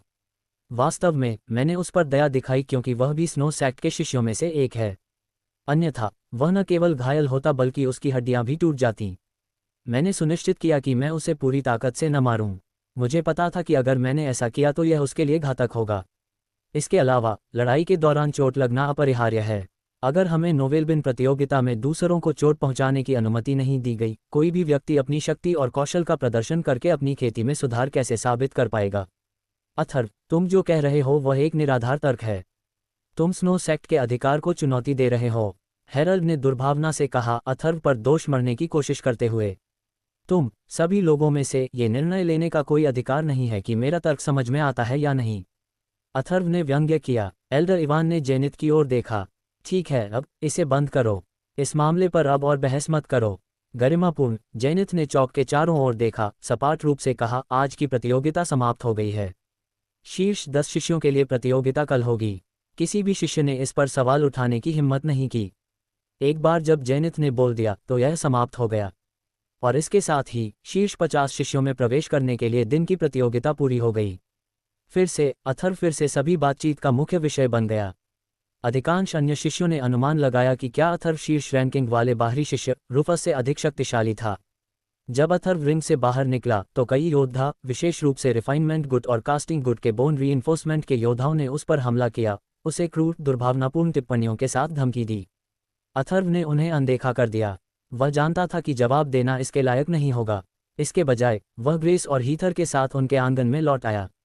उसे अपनी सांसों को नियंत्रित करने पर ध्यान केंद्रित करना था, सबसे महत्वपूर्ण लड़ाई के लिए तैयार होना था। कल आखिरकार वह दिन आ ही गया। उस दिन हीथर ने भी अपना लक्ष्य हासिल कर लिया था। वह अथर्व के साथ शीर्ष 50 बाहरी शिष्यों में से एक थी। अधिक अंक जमा करने की लड़ाई अगले दिन जारी रही। कल प्रतियोगिता में जीतने वाले 50 शिष्य अब युद्ध के 10 और दौर में भाग लेंगे, और प्रतियोगिता समाप्त होने के बाद जो सबसे ऊपर होंगे वे नए शीर्ष 10 बाहरी शिष्यों की रैंक में शामिल होंगे। पूरी सुबह प्रतियोगिता आयोजित होने के बाद अंततः युद्ध के 10 दौर समाप्त हुए। इस तीव्र प्रतियोगिता के दौरान अथर्व 2 शिष्यों से टकराया जो पिछले वर्षों में शीर्ष 10 बाहरी शिष्यों में शामिल थे। उनमें से एक डेसमंड हे था, जिसने भाला कौशल विकसित किया था और भाला प्रकाश में सफलतापूर्वक महारत हासिल की थी। हालांकि उसे निराशा हुई, उसने अथर्व की असीम शक्ति के साथ संघर्ष किया। अथर्व ने इस प्रतिद्वंद्वी के प्रति खिलाड़ी जैसा व्यवहार किया, उसके साथ दया का व्यवहार किया। डेसमंड शोधन गुट और कास्टिंग गुट का हिस्सा नहीं था और कुल मिलाकर वह एक सहमत, दयालु योद्धा लग रहा था। दूसरा महत्वपूर्ण प्रतिद्वंद्वी रयान यांग था, जो बाहरी शिष्यों में 7वें स्थान पर था। वह रिफाइनमेंट गुट का हिस्सा था और एक दिन पहले उसने अथर्व पर आपत्तिजनक टिप्पणी की थी, उसे रिंग में एक बार नष्ट करने की धमकी दी थी। अथर्व इसे नहीं भूला और उसकी एक भुजा तोड़ने का मन बना लिया। लेकिन अथर्व के निराशा के लिए रयान ने हार मान ली और केवल कुछ समय के बाद लड़ना बंद कर दिया। यह उसकी एक रणनीति थी, क्योंकि वह जानता था कि वह अथर्व को नहीं हरा सकता। इस वजह से अथर्व को अपनी योजना को अंजाम देने का मौका नहीं मिला। प्रतियोगिता के अंत में 10 राउंड की लड़ाई जीतने वाले योद्धाओं में रूफस शामिल थे, जो पहले बाहरी शिष्यों में पहले स्थान पर था, लीन दूसरे स्थान पर, विल्डन तीसरे स्थान पर, एग्नेस छठे स्थान पर, जियोफ्री 8वें स्थान पर, एडगा और अथर्व। और इसलिए इन योद्धाओं में शीर्ष 10 बाहरी शिष्यों की नई रैंक शामिल थी। चूंकि अथर्व ने एक दिन पहले जाविस की भुजाएं तोड़ दी थी, इसलिए जाविस को प्रतियोगिता से हटना पड़ा। भले ही अथर्व ने अपनी पूरी ताकत नहीं दिखाई थी, लेकिन जाविस अभी भी गंभीर रूप से घायल था और उसे कुछ हफ्तों तक बिस्तर पर आराम करना पड़ा। डस्टिन और जिम, जो कभी बाहरी शिष्यों में क्रमशः 5वें और 9वें स्थान पर थे, मारे गए थे। अब 10 शीर्ष शिष्यों के लिए चुनौती प्रतियोगिता में भाग लेने का समय आ गया था। अब चुनौती प्रतियोगिता शुरू होती है, एल्डर इवान ने सभी शिष्यों के सामने खड़े होकर कहा। त्वचा शोधन की 9वीं कक्षा के बाहरी शिष्य जो नए शीर्ष 10 शिष्यों को चुनौती देना चाहते हैं, वे रिंग में आ सकते हैं और उन्हें चुनौती दे सकते हैं। लेकिन आप में से प्रत्येक के पास केवल 2 मौके हैं। मैं उन्हें चुनौती देना चाहता हूं। मैं एक कोशिश करना चाहता हूं। त्वचा शोधन की 9वीं कक्षा के शिखर पर 4 शिष्यों ने भीड़ से बाहर निकलते हुए तुरंत कहा। ठीक है, आप बारी बारी से लड़ सकते हैं। एक बार जब आप उन विरोधियों को चुन लेते हैं जिन्हें आप चुनौती देना चाहते हैं, तो आप शुरू कर सकते हैं। एल्डर इवान ने जवाब दिया। इन 4 शिष्यों ने चुनना शुरू किया कि वे किसके साथ युद्ध करना चाहते हैं, और उन्होंने सभी ने एडगर और डेरिन वान को अपने विरोधियों के रूप में चुना। ऐसा लग रहा था कि वे नए शीर्ष 10 शिष्यों में सबसे कमजोर थे। हालांकि रयान यांग और डेसमंड हे ने केवल 9 लड़ाइयां जीती थीं, लेकिन कोई भी इतना मूर्ख नहीं था कि वह उनसे लड़ सके। उन्हें चुनौती दें। उनकी प्रतिष्ठा सर्वविदित थी, वे दोनों बहुत शक्तिशाली थे और अपनी विशेषताओं में उत्कृष्ट थे। इसके अतिरिक्त यदि वे अथर्व से युद्ध नहीं करते तो उनके 10 राउंड जीतने की संभावना अधिक थी, जो उन्हें बाहर कर देगा। लेकिन चारों शिष्यों ने, जिन्होंने एडगर और डेरिन वान को चुनौती दी थी, उनकी ताकत को कम करके आंका था। 8 राउंड के बाद एडगर और डेरिन वान के खिलाफ अभी तक कोई नहीं जीता था। उन्होंने शीर्ष 10 में अपनी रैंक बनाए रखी। स्किन रिफाइनमेंट की 9वीं कक्षा के 4 शिष्य एडगर को अपने सबसे शक्तिशाली और विनाशकारी कौशल का उपयोग करने के लिए बिल्कुल भी प्रेरित नहीं कर सके। इस वजह से अन्य शिष्य आपस में अटकलें लगाने लगे। एडगर की वास्तविक शक्ति कितनी मजबूत थी। अब जब नए शीर्ष 10 बाहरी शिष्यों का चयन किया गया है तो आप रैंकिंग प्रतियोगिता में भाग लेंगे। आपकी रैंकिंग और पुरस्कार इस बार प्रतियोगिता पर निर्भर होंगे। एल्डर इवान ने आगे कहा, तो मैं आप सभी को शुभकामनाएं देता हूं और मुझे उम्मीद है कि आप सभी निम्नलिखित लड़ाइयों में अपना सर्वश्रेष्ठ देंगे। ये सुनकर उनकी आश्चर्यचकित आंखें उतर गईं। 10 शिष्यों ने सोचा कि इस बार किस तरह का इनाम मिलेगा। ठीक है, अब आप शीर्ष 3 स्थान के लिए लड़ाई शुरू कर सकते हैं। रूफ्स, लीन और वेल्डन वर्तमान में शीर्ष 3 बाहरी शिष्य हैं और बाकी 7 शिष्य उन्हें चुनौती दे सकते हैं। विजेता नए शीर्ष 3 बाहरी शिष्य बनेंगे। लेकिन पहले, बेशक, रूफ्स, लीन, वेल्डन, आप तीनों एक दूसरे को भी चुनौती दे सकते हैं। अब इन 3 योद्धाओं को चुनौती देने वाला पहला कौन होगा? एल्डर इवान ने 7 शिष्यों की ओर देखा। मौन, कोई भी शीर्ष 3 को चुनौती देने के लिए तैयार नहीं था, जिनके कौशल खुद ही बोल रहे थे। चूंकि कोई भी उनके साथ लड़ाई में सबसे पहले नहीं बनना चाहता, इसलिए मैं पहले कोशिश करूंगी। एग्नेस ने अचानक आगे बढ़ते हुए आत्मविश्वास से कहा। क्या? सभी बाहरी शिष्य और कई आंतरिक शिष्य आश्चर्य से चिल्लाए। लगभग सभी ने उसके लिए बहुत प्रशंसा की। उसकी नज़र वेल्डन पर पड़ी। वेल्डन एक दुबला पतला, साधारण दिखने वाला युवक था, लेकिन उसकी भयंकर आंखें उसकी असली क्षमताओं को दर्शाती थीं। उसकी पीठ पर एक बाज के पंजे जैसा काला हुक था जो उसे और भी भयावह बना रहा था। एग्नेस, क्या तुम सच में मुझे चुनौती देना चाहती हो? वेल्डन ने एग्नेस को वासना से घूरते हुए मुस्कुराते हुए कहा। वहां मौजूद ज्यादातर पुरुषों की तरह वह भी उस पर मोहित था। ठीक है, चलो, पहले तुम, एग्नेस ने सपाट लहजे में जवाब दिया। हाँ, एग्नेस, ये सोचना भी एक इच्छाधारी सोच है कि तुम मुझसे जीत सकती हो। लेकिन अगर तुम एम्बर छोड़ दोगी गुट में शामिल हो जाओ और हमारे कास्टिंग गुट में शामिल हो जाओ, मैं अपनी वर्तमान रैंकिंग स्थिति को छोड़ने और आपको बाहरी शिष्यों के बीच तीसरा स्थान देने पर विचार करूंगा। वेल्डन ने अशिष्टता से हंसते हुए टिप्पणी की। मैं इसके लिए अपने दम पर लड़ सकता हूँ। एग्नेस ने स्पष्ट रूप से अपमानित होकर कहा। धमाका, दोनों योद्धाओं की आध्यात्मिक शक्ति एक साथ फूट पड़ी। लड़ाई जारी थी।